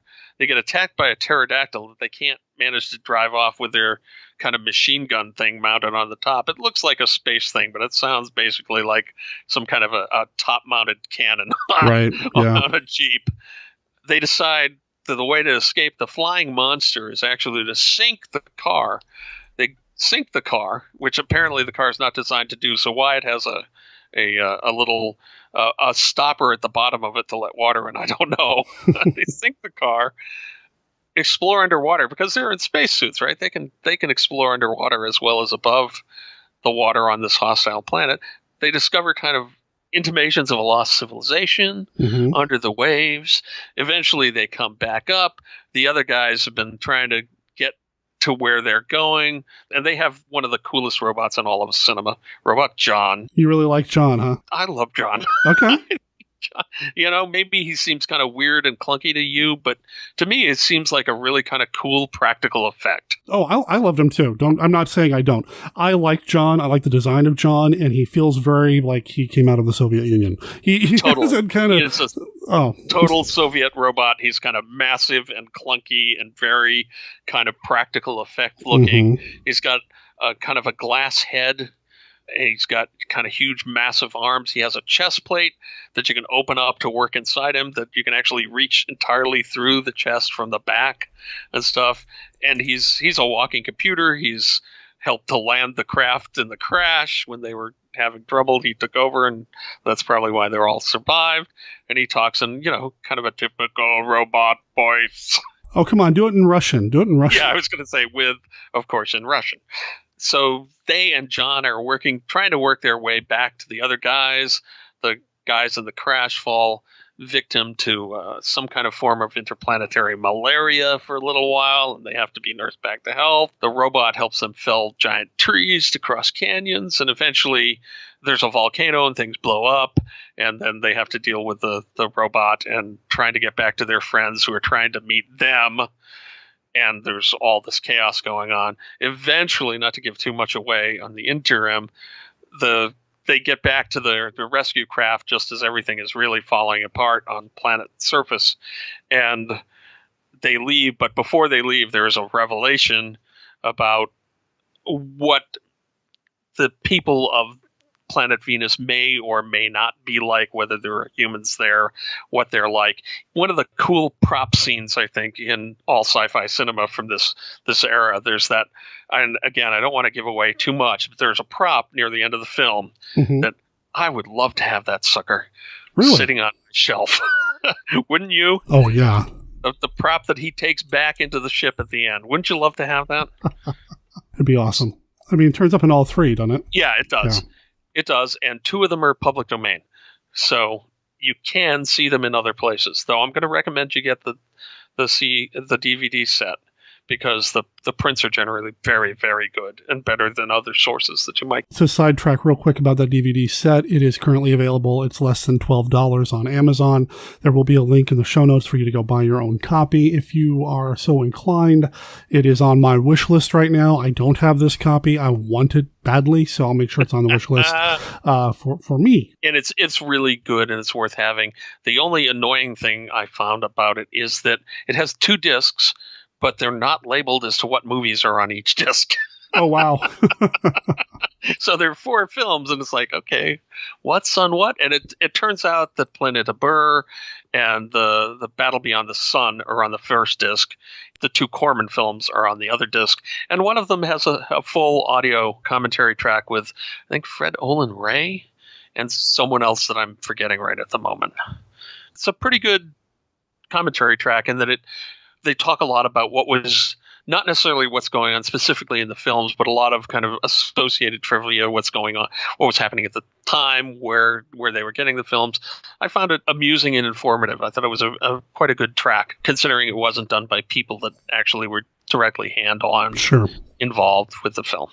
So that's the basic story of Planeta Bur.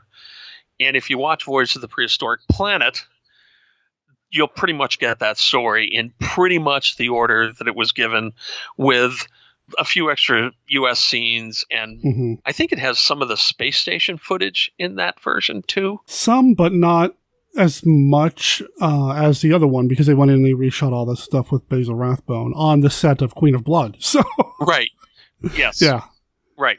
Yeah. So Roger, being famously thrifty, had Basil Rathbone available, had the Queen of Blood space station sets available, and shot footage with Basil Rathbone. But the exterior space station shots, oh, I see what you mean. Yeah, I don't think those are from Planeta Bur. They're from Nebo Zotyov or something, and they're pretty cool looking too. But of the 3 versions, I'm going to recommend, if you only see one, see Planeta Bur, because that is the original. Okay. And yeah, I would say if you're only going to see one, if you think you're going to watch them all, I kind of would recommend you watch one of the U.S. versions first, because the subtitles on the version that they have move so quickly that they're sometimes hard to read before they're off the screen. The picture on Planeta Bur is substantially better than the picture on the other 2, because it's a first generation film transfer, and the others are Roger copied the film from Russia into his copy of a film, and then copied his copy of a film for the other one. On Voyage to the Prehistoric Planet, Voyage to the Planet of Prehistoric Women, and we're going to make that mistake over and over again, because 2 very similar titles. The Prehistoric Women one, it's pretty obvious that the Bogdanovich shot scenes of the women look better than the Russian scenes. Different film, different camera used. Yeah, of course. Right. And several years later. I mean, Planeta Bur is 62, Prehistoric Women is 68. So even 6 years of technology improvements. And it's American tech versus Russian tech. And the Russian footage is copy of a copy. Yep. Yeah. Yeah. So you're dealing with all that. Before we get into the other 2, I want to comment a little bit on the overall story. You talked about John, and I like John quite a bit as well. What did you think of the way they had to activate John? It felt almost mystical, the way they tried to communicate him at the very beginning. Right, yeah, no, it's very strange. John. It's like, wake up, John. Yeah. Wake up, John. It's, and the weird thing is, though, you see him and he looks like he's completely assembled. But then when they land on the planet, they say, well, he had to assemble him on planet. And I'm like, well, I think something might have been lost in translation there. Yeah, something But there happened. is kind of a very Svengali-like approach that the creator of the robot has with the robot. There's kind of just a little kind of mysticism like that and a running through the film, which Peter Bogdanovich obviously saw and played to the hilt in the Prehistoric Women film. Oh, yeah. So, that's kind of interesting. And, at times it seems like the robot's just a robot, but at times it seems like his creator is kind of mind controlling him, or somehow using some kind of mystical powers to activate him and make him do what he's supposed to do. It's definitely mysterious, and I really enjoy the character of John. I mean, how they used him. Is he a character? Yeah, I would say he's a character. I like the way they used him.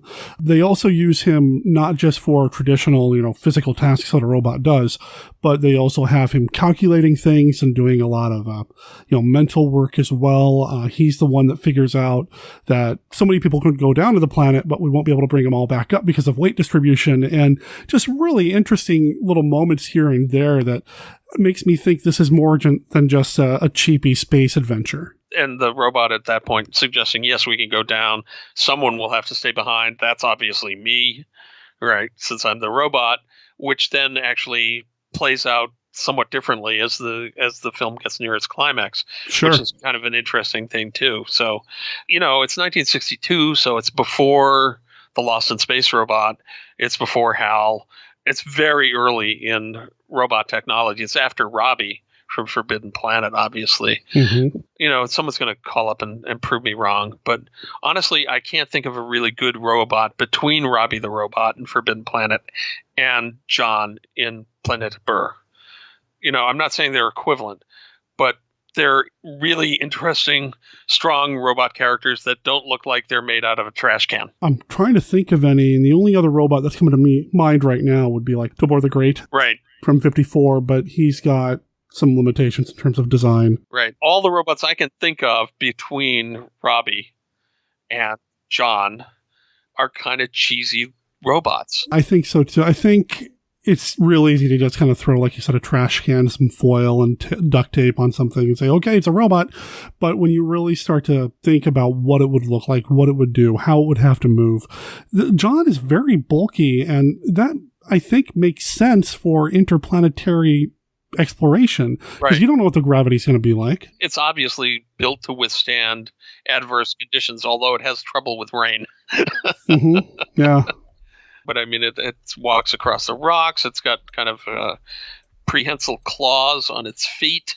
I mean, it's not looking like the CGI robots from the new Lost in Space or anything like that, but as a practical effect, I think it's pretty terrific. Yeah. I mean, I'm sure that the practical effects, which are all pretty terrific in this, are the reason that Corman bought them, because managed to dub the actors or use the effects sequences, and you get a pretty terrific movie, whether it's Voyage to the Prehistoric Planet or Voyage to the Planet of the Prehistoric Women or Queen of Blood, in the case of that film, which was also had, Soviet bloc special effects in it.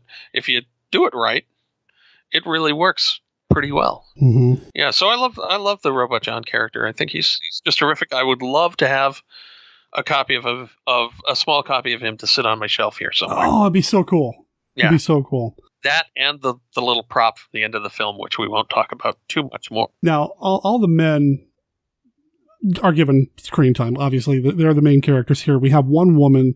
I apologize, listeners. I'm not trying to be disrespectful, but I'm going to butcher every cast member's name, even the director's name. So I'm just going to skip it and say, check out the Internet Movie Database to see who these people were. The one woman is named Masha in this version of the story. And in the follow-up, it's Marcia. And then I really like what they did with Marcia in the third film. I really like the way they kind of wanted to make sure they didn't have to cut all the dialogue referring to Marcia, but without actually casting another woman to play a Marcia. Right.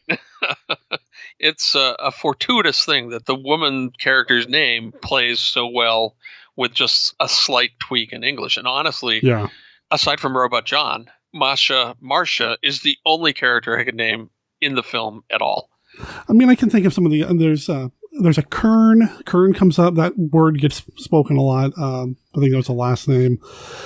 And isn't there a Sherman? Maybe. Yeah, I don't remember. All right. John's great. John's great. And we have an Ilya, we have a Bobarov, we have Alyosha, Sherba, Kern, Masha are the ones that pop up right here on the IMDb, which aren't too bad. I mean, you know, Ilya Kuryakin was kind of a thing back in the 60s. So when I hear that, my ears always perk up at Ilya. But, really? Yeah. Okay. Man from U.N.C.L.E.? Oh, yeah. Yeah, man. Yeah, Ilya Kuryakin, the first the first Russian words I probably ever learned as a kid.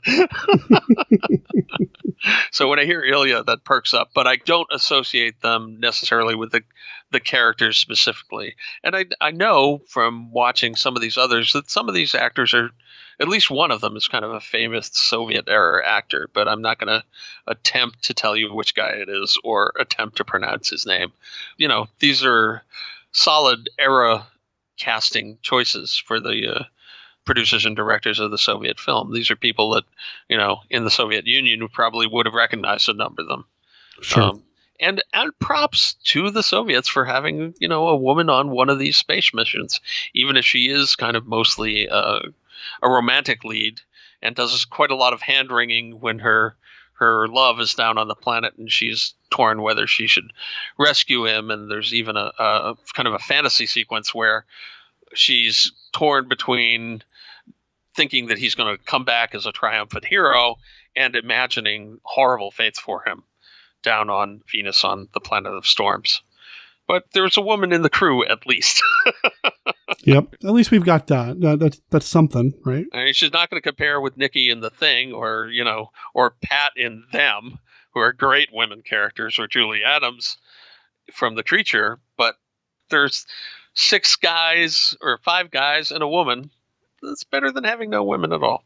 And she gets to do stuff or not do stuff. She has choices that she makes. Oh, that's true. That she has to make on her own because when they're on the planet, they're cut off from communicating for most of the film. Although, happily, the Soviet fatherland is still there to give her guidance when she needs it.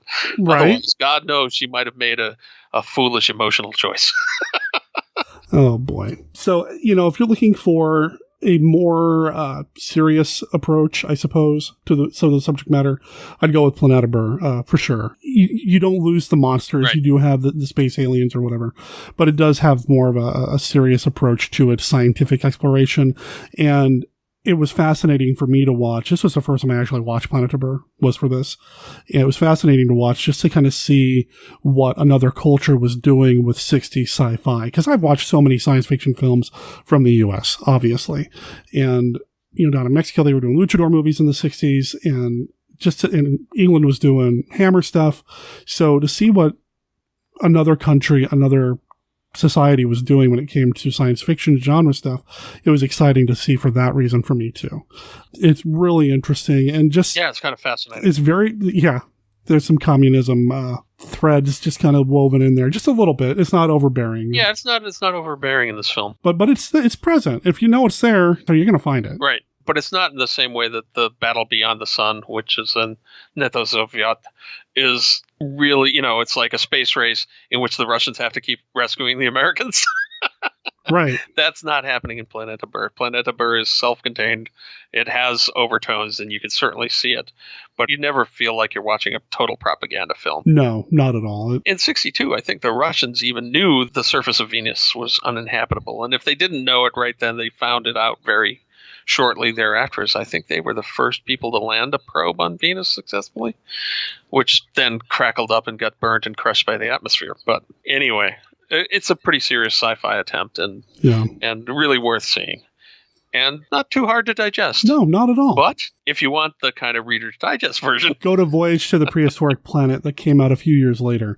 So Corman acquired this with the intention of dubbing it for English-speaking audiences, and it ended up going to television because, again, that's what American International was doing at the time. See the career of Larry Buchanan to know what I'm talking about. But so it came out as that, and they replaced Masha with Marsha, played by Faith. And I always mispronounce her last name, too. I'm so bad at this. I always say Demerg, and I think I've heard that before. Her name's probably spoken in a trailer of some sort, so I just need to find it and listen to it. And then we also talked about Basil Rathbone. He appears as well. My understanding is that their scenes were shot maybe in a day. Right. Really, they don't have much to do. They're just replacing scenes from the original film with scenes with American actors so you could sell it in the U.S. the same way the original Godzilla or Gamera were sold in the U.S. They took that approach. Now, if you watch the movie and you see the opening credits, there's a whole bunch of American-sounding names. Well, that's because Corman gave them all American names in the credits because he didn't want people to think, oh, it's Russian, I don't want to watch it. So our lead characters are played by people like Robert and Kurt, so. But John gets to keep his name. And John, I didn't realize was a Russian name too, but apparently it came over. Whatever, fine. It's John. Yeah. There's actually, right at the beginning when he's talking to John, there are kind of a couple of U.S. or American or words that we recognize in the U.S. And for a couple of minutes, I was like, is this scientist supposed to be from the U.S.? But then he went back to just speaking all Russian as it went on. But anyway, yeah, so Robot John gets to keep that. And that's obviously, the less you have to change names, the fewer dubs you have to make. So that's always a good thing. Now, as with Prehistoric Women, this film, the director used a different name as well. He's credited as John Sebastian, but really it's Curtis Harrington who directed the American sequences, who also directed the American sequences for Queen of Blood. He was also the director of things like Night Tide. He did an episode of Twilight Zone in the 80s, did a lot of television work. Don't know why there's a different name used here, but there was. Well, they were young and, yeah. Sometimes you don't put your name on something you're not sure how it's going to turn out. or no, I mean, that's just the plain truth. Yeah, I know. Or sometimes you say, yeah, I don't want to take credit for something that was shot largely by a completely different director. Right. Either of those, I think it's a fairly good reason to use a pseudonym. And this was really early in his career, too. I mean, he'd done a handful of shorts. He did Night Tide, and then he did this. So, I mean, real early in his career, which, again, that's the Corman approach, right? Right. You find the young talent and then you throw them in over their heads and you develop them. Which is a much nicer way of saying exploiting them. But, is it exploitation if all of those people then go on to have careers? And so many of his youth movement people did go on to have, some of them, pretty significant careers. I mean, you have the guy you were just talking about who ended up doing a lot of TV work, but then you also have Francis Ford Coppola. He might have done a film or two that people are kind of fond of and maybe famous. And Peter Bogdanovich, the same thing, who's also a terrific film historian and stuff too. Mm-hmm. So, and Ron Howard, there's some guy named Ron Howard. Didn't he do some kind of space movie sometime in the last couple of years? Something, I don't know, had guys swinging laser swords or something. I don't know. Yeah. The name, I don't know. But my point is that Roger was not paying these people a lot of money, but he was giving them lots of experience. Yeah. And I think that generally it worked to Roger's advantage, obviously, but I think it also worked to the advantage of the people that he was working with, because they kind of got, in some sense, this was kind of the Wild West of independent filmmaking when you had kind of the height of the drive-in movie craze and the television craze. And there was a lot of demand for films if you could get them out quick enough. And a lot of people got to learn a lot of stuff very quickly. So I'd have happily worked for Corman back in the 60s, I think, even though I'm sure it was maddening at times. Hey, here, shoot an entire new movie using all the footage from this movie and a bunch of women scantily clad, and you don't get to actually shoot any dialogue with sound for them. You have to, anything you want them to say has to be dubbed later. And that's both a maddening and a wonderful assignment in the same way that writing the Creature versus the Wolfman story would be. Yeah, right? It's like, this is hard, but, it could be kind of cool. The voices were not the only thing that were replaced for this version of the film. The score was also replaced, and okay, film score geek time. I really need to have like a stinger or something when I start talking about the music in these movies, because I do it so often. Ronald Stein was somebody who worked with American International a lot. He did a lot of Roger Corman film, not just horror movies. I mean, he did a lot of their westerns and other things as well. And I'm a big fan of his work. So when I'm watching Voyage to the Prehistoric Planet, and I start hearing something that sounds really familiar, I race to the computer and look, okay, oh yeah, that is Ronald Stein. Now, what movie is that from? Now, the internet will tell you it's from Dinosaurus, which we talked about recently here on the show. But I swear I heard Attack of the Crab Monsters in there as well. Oh, I think you're right. Yeah. I did not run to my computer to figure it out, but I do have a fairly good selection of Ronald Stein music that I play on my CD player. I know, old school from time to time. And it was like, oh yeah, that's definitely one of Ronald's themes. And I don't think it's all, I'm sure it's all not dinosaurs. I think there's, one of the Terror from Beyond Space kind of movies or something like that too, that it's like, yeah, that is not all dinosaurs. There's one of at least one, probably more than one of his other pictures that actually has theme music in Voyage to the Prehistoric Planet. So, but I wasn't diligent enough to go back and load up those cues to see exactly which ones they are. Well, and some of it sounded so familiar because I have on CD, and it's out of print now, but there was a CD put out, oh gosh, when did it come out? In the 90s, I think. And it was called Not of This Earth, the film music of Ronald Stein. Yes. And it's a collection of his music. It's got some music from The Terror, Dementia 13, Not of This Earth, obviously, Attack of the 50-Foot Woman, Attack of the Crab Monsters, Spider Babies on there.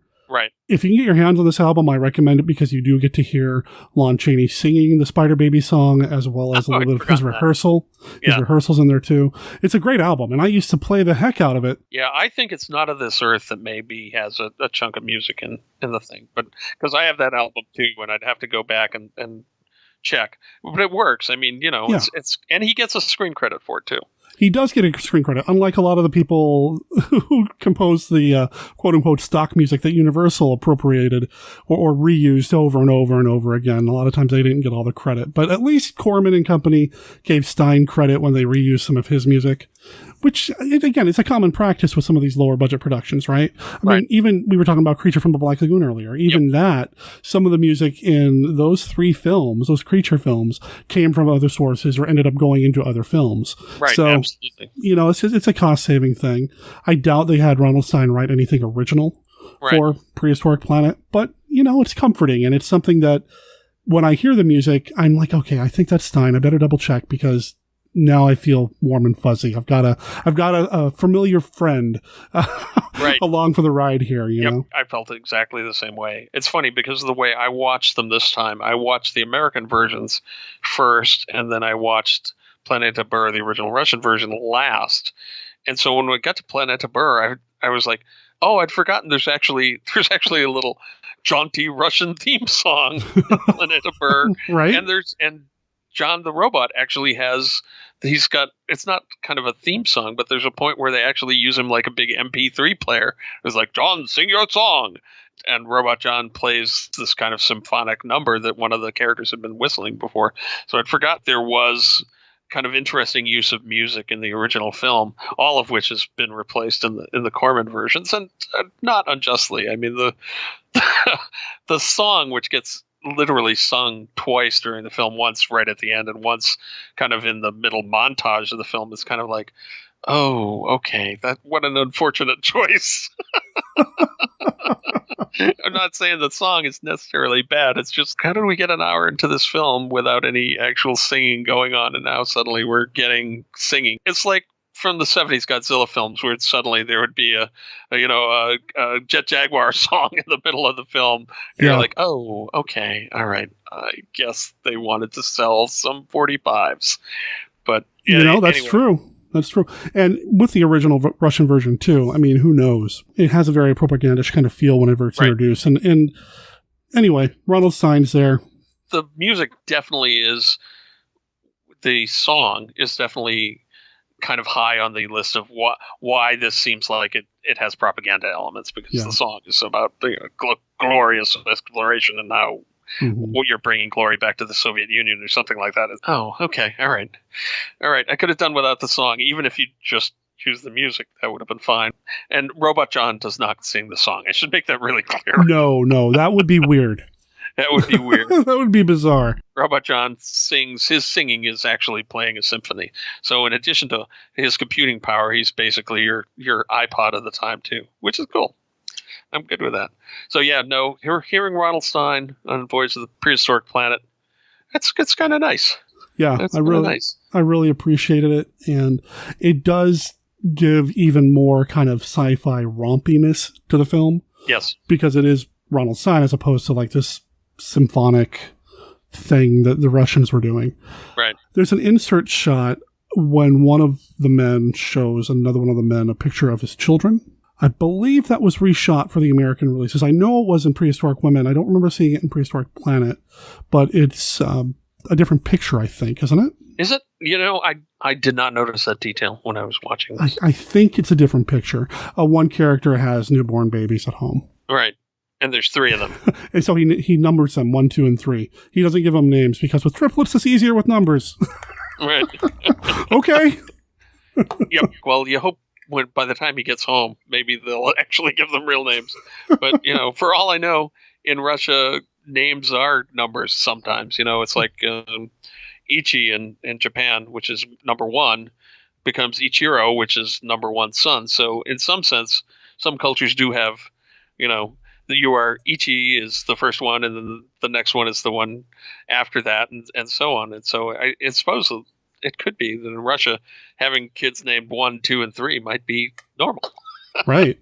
It might be. It wouldn't be here, but then they probably don't name their children Moon Unit either. So True. There is that. Now, yes, we just got Zappa into Monster Kid Radio. Thank you very much. So a few years after this one, then, so in 1968, let's do the whole thing again.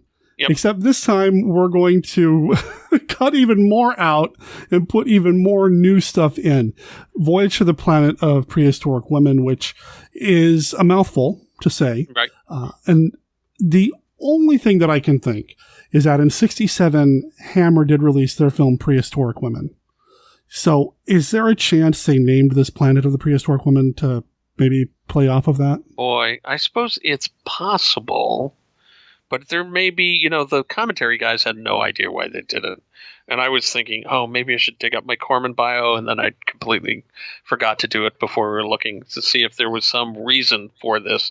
I don't think Prehistoric Women as a title would have sold a lot more tickets in 68, but having said that now, there was the 1 million years BC craze, the Raquel Welch cave woman craze, of which Prehistoric Women was part of that craze. We had, Raquel Welch running around, and then we had the, when dinosaurs ruled the earth. So there definitely was, at this point, a cave women kind of chic, I would guess, now that you mentioned it. So Hammer did 3, 4 Prehistoric Women movies? Yeah, 1 million years BC, Prehistoric Women, and then there's something like Slave Women or something like that. Right, yeah. So it may have been that they thought, Teenage Caveman might have been good in the 1950s, another Roger Corman film. But yeah, maybe we can cash in if we put some prehistoric women in this. And, we're kind of in the middle of the sexual revolution, and, having women run around in seashell bras can definitely probably get more people back into the drive-in and ancillary into the TV, because there's a widescreen version of this is on the new DVD set. I don't know if you I don't know if you watched it in. No, I didn't. I streamed it off Amazon Prime, and the transfer was terrible. Yeah, like I said, I don't have that box set yet. I really want it. Yeah, the transfer is very, very good on this film, though the Russian parts are darker and kind of browner, showing the signs of both age and duplication, reduction as well. But the on the box set, it is a 16:9 widescreen transfer, which would indicate that at least at some point it probably was shown in the theater. Right. Yeah, it was intended for television, but like I said, there are some places that say this one did have a limited theatrical release, so I'm not surprised to hear that, and that's awesome that this got some screen time on the silver screen. I actually prefer this one to the 3. This is my favorite of the batch, and I think it's because it feels the most fun. Right. It's the most wacky out there sci-fi of the 3. Not just, get it out of the way, it's not my favorite just because of the women. Right. I mean, it's great, and it's awesome to have some estrogen in this film for once. Right. Instead of just having one token female character, we actually have a handful of prehistoric women in the film who don't speak using their mouths. Right. Because they didn't have the budget to shoot sound, but they did have the budget to dub them. So they become the prehistoric psychic women, which is cool. The Cage or the Menagerie from Star Trek. Very just they look at each other meaningfully, and then you hear their words. Right. And props to Bogdanovich for directing them well enough that even if he didn't know that they were going to dub them later, he managed to get good silent performances out of these actresses that then could be dubbed and enhanced with words later. So, props to him for that. I can see why you would prefer this one. This is, I think, the first one I saw, but it's hard for me to tell because the titles are so similar. Yeah. I remember watching these in black and white on a UHF channel. Might have been the one out of Worcester, and I lived in Boston, so the Worcester one was mostly snow. Oh. And crackly sound. I remember watching this film in early 1970s, late 1960s circumstances on TV, through the snow, through the sound problems and stuff, turning that loop antenna until you can get just enough to follow the story. And I'm pretty sure I saw this one before the Voyage to the Prehistoric Planet. But having said that, I'm pretty sure I saw the other one too, and as a kid was totally confused by it. Wait, where are the women? Okay. Wasn't there a sequence with the women? Isn't there a sequence with the pterodactyl with the women? Isn't there a sequence with a robot with the women? Where did that all go? Like I said, I think I saw this one first. It's got a 2.8 rating on IMDb, and I love this film. This is easily not a 2.8 film. It's a 3-star film out of 5. Solid, middle of the road production, good exploitation value. Knowing that they were probably intending it for TV, looking at it now, I'm like going, I'm surprised these women are wearing as much as they are. I think I mentioned earlier, they're wearing basically white hip hugger bell bottoms on the bottom, and then seashell bikinis on top, which in the case of Mimi Van Doren is seashells the size of hubcaps, right? Oh, wow. There is one shot where I felt like, okay, they're lingering quite a bit to make sure that we catch the woman whose seashells do not completely cover the breasts. They're intentionally I'm doing going to have to go back and watch it again, I guess. I mean, it doesn't expose anything, but it's right. Clearly the bra size is too small here.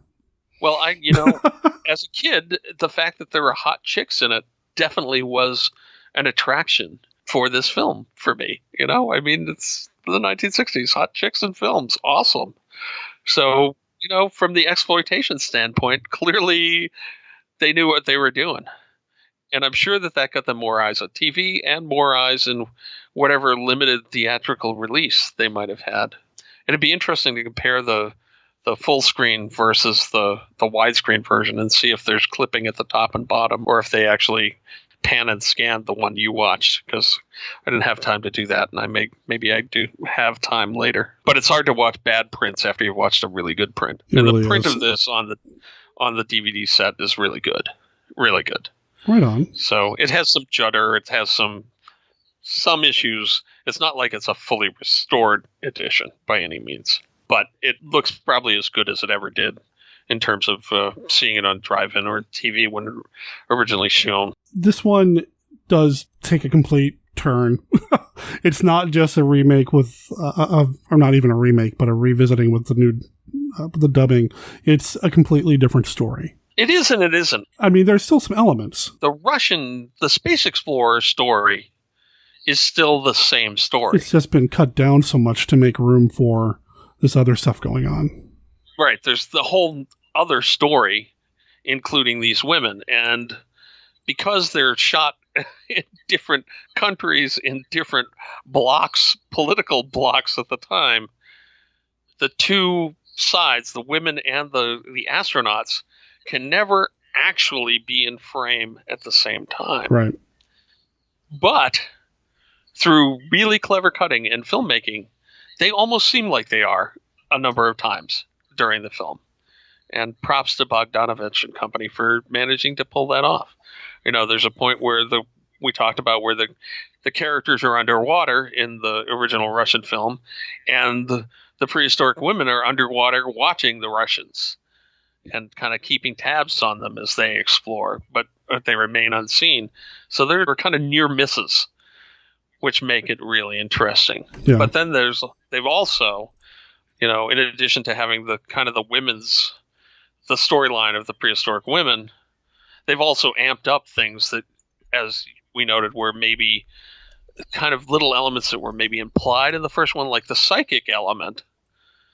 of the siren call and of maybe the control of the robot or the awakening of the robot.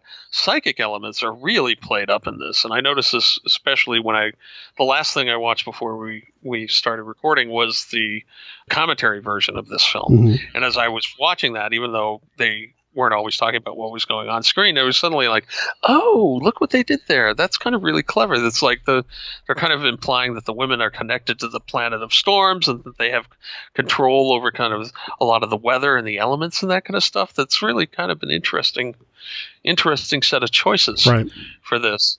Bogdanovich and company, maybe they'd say they phoned this in, but it doesn't feel like they phoned this in. It feels like... No, I don't think so at all. There was some real pride of creation here.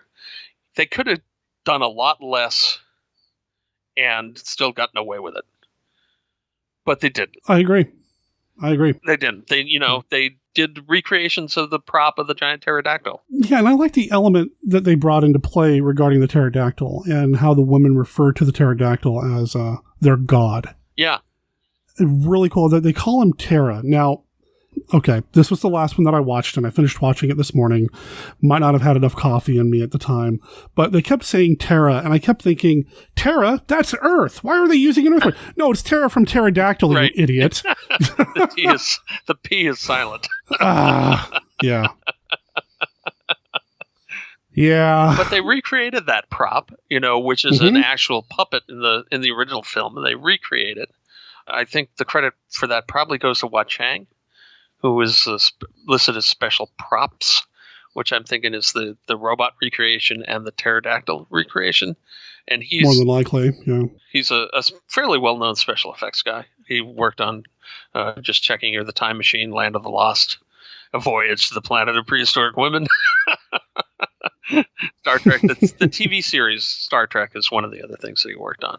Well, there you go. So that impressed me too. And when I was a kid, I didn't even notice that they don't match up perfectly. The pterodactyl you see fighting the flying, floating air car doesn't quite match the ones that the women are dealing with, and the idol of the pterodactyl doesn't quite match the one that's underwater. But it's close enough. Yeah, it's close enough, and especially with the transfer that I watched, it's kind of hard to tell that the details don't quite match up. But yeah, I think it was close enough for what it is. If I didn't know going into either one of the American versions that it was cut up from the Russian, I don't think I would be able to tell that, or would think, at least on first watch, yeah, this is a bunch of Russian footage with Americans thrown in. I would just think it's something they went out and shot if I didn't know. Right. No, and I agree. And certainly when I was a kid and first saw these films, I had no idea at all. No idea at all. And probably didn't know until relatively recently when this kind of stuff started showing up on DVD and you could, suddenly the internet was really working well. And you could look back at the history and see that these were actually taken from another set of films from an entirely different part of the globe. When you're a kid, you don't know that there's a Godzilla that doesn't have Raymond Burr in it, right? Right. To compare films cut in with new sequences, I think the original Godzilla with Raymond Burr, Godzilla King of the Monsters, is the apex of that. I don't think there's another film that does what that film did as successfully. And they tried. I mean, there's Gamera, Varan the Unbelievable. They tried. Right. And I'm fascinated with those efforts. I mean, I think the Varan thing is just... I'd love to talk about Varan at some point on the show. I'm fascinated by that. But, yeah, I think you're right. With King of the Monsters, they really nailed it. So the idea was, let's try to recreate that and do it on the cheap. And it just didn't hold up as well. Right. And they tried to do it a number of other times. Here, it's pretty successful. Yep. It's pretty successful. Certainly, watching it on an old over-the-air UHF channel, I never could have told you that they'd cut apart another couple of films, which is, again, one of the reasons that having two films with very similar names completely confused me as a kid growing up. It's like, I'd see Voyage to the Prehistoric Planet, and it's very clearly the same film, but where are the women with the seashells? And then you'd see the women with the seashells, and you'd go, I thought I saw another version of this that didn't have women with the seashells. What's going on here? I don't know that in the history of film anyone's ever done this before or since, where they made two completely different versions of a third film with very, very similar titles. within a very short span of time. But so it's kind of fascinating for that. If you don't want to jump right into the Russian film, watch one or both of these two. And if you're going to watch one, I would definitely watch this one too, Voyage to the Planet of Prehistoric Women, because it's not just a straight up version of the other. Right. It's got a lot of the same elements, but then it takes them and uses them in different and interesting ways, in kind of unexpected ways. And like I said, I know Bogdanovich probably tell you he was slumming, but they put some effort into this. You know, he thought about this clearly. He didn't just say, let's see what the least I can do to get away with. The way, you know, certain older pictures where you suddenly see someone like Lon Chaney Jr. or John Carradine will pop up in the middle of an otherwise unremarkable film, and you could say, okay, whoever did this film, they just wanted them in there for that star value. They didn't care what the rest of the film looked like. They just wanted to have the bankable star. And usually Chaney or Carradine would give you a good performance in the 20 seconds they were in the film or whatever it was. But here, no matter what he might say, and I don't know, maybe he likes it today, but clearly there was some thought and care put into this film. They spent some money, if not on the women's costumes, then on the Chang props, and it ties it all together. It goes above and beyond cashing a paycheck, in my opinion. I think all three of them are interesting movies, and I'm fascinated by the three of them together, you know, the triptych of whatever it is. I'm fascinated by that.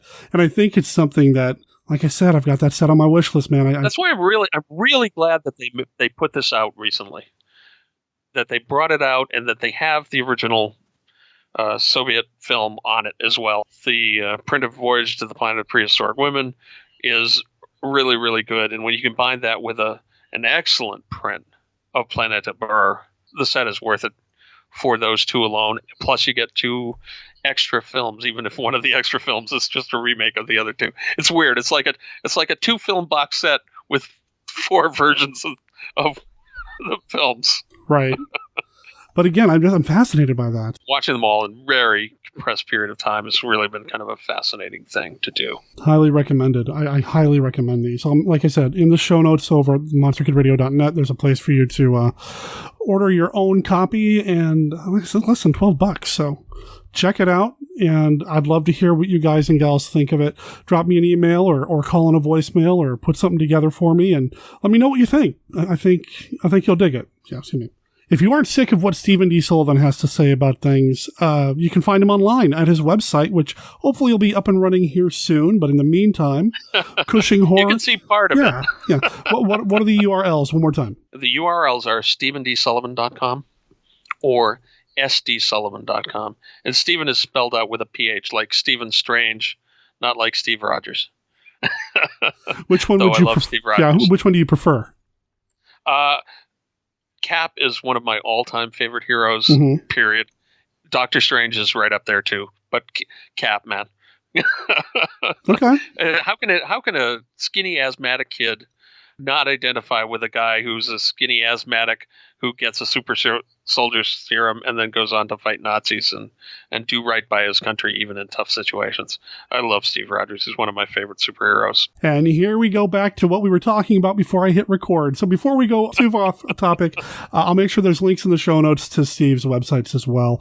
And I'll probably drop in the promos for Dr. Cushing and Daikaiju Attack into this episode too. You might have already heard one, actually. So go check that out. Steve, thanks for doing this, man. It's been a while since we've had you on the show. Too long. Steve's website is, in fact, back up and running. So head over to sdsullivan.com to see what's up with Steve, to find out all about his books, to read some of his movie reviews, to get sneak peeks at some of his fiction, and just learn everything you need to know about Steve. And, of course, head over to CushingHorrors.com to learn how you can read Dr. Cushing's Chamber of Horrors. Big thanks to Steve for being part of the show this week. You will hear him again on the show soon, probably in about a month-ish, because we have the Rally Awards to get to. Stay tuned for that. Thanks again, Steve. From the creators of 1 million BC, their most gigantic spectacle, When Dinosaurs Ruled the Earth, rated G. Listen to the sounds of the jungle. Listen, but don't stop. For this is Kulnaka country, where legend says no man may pass this way and live. Where the devils of darkness guard the ancient secrets of an unknown world of women. Prehistoric women, entombed in a green paradise of evil and witchcraft.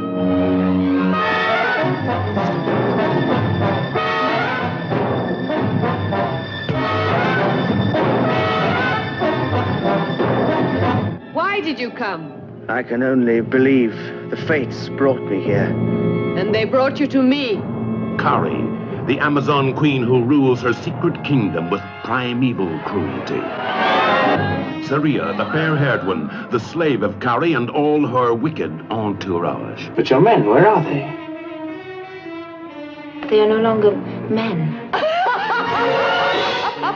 David Marchant, the white hunter who trespasses against the boundary of reality and reason to find another world, another time, another kind of woman.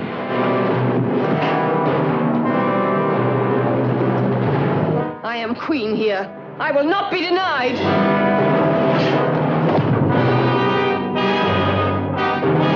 Tomorrow you will learn what happens to those who try to master me. And see the men who are the prisoners of Kari, the evil one. You will witness the strange, compelling dance of the slaves. You will watch the ceremony of selection when a young maiden is chosen to be the bride of the devils of darkness. All this you will see and more as the legend of the White Rhino unfolds before your eyes. And you share the frightening world of prehistoric women.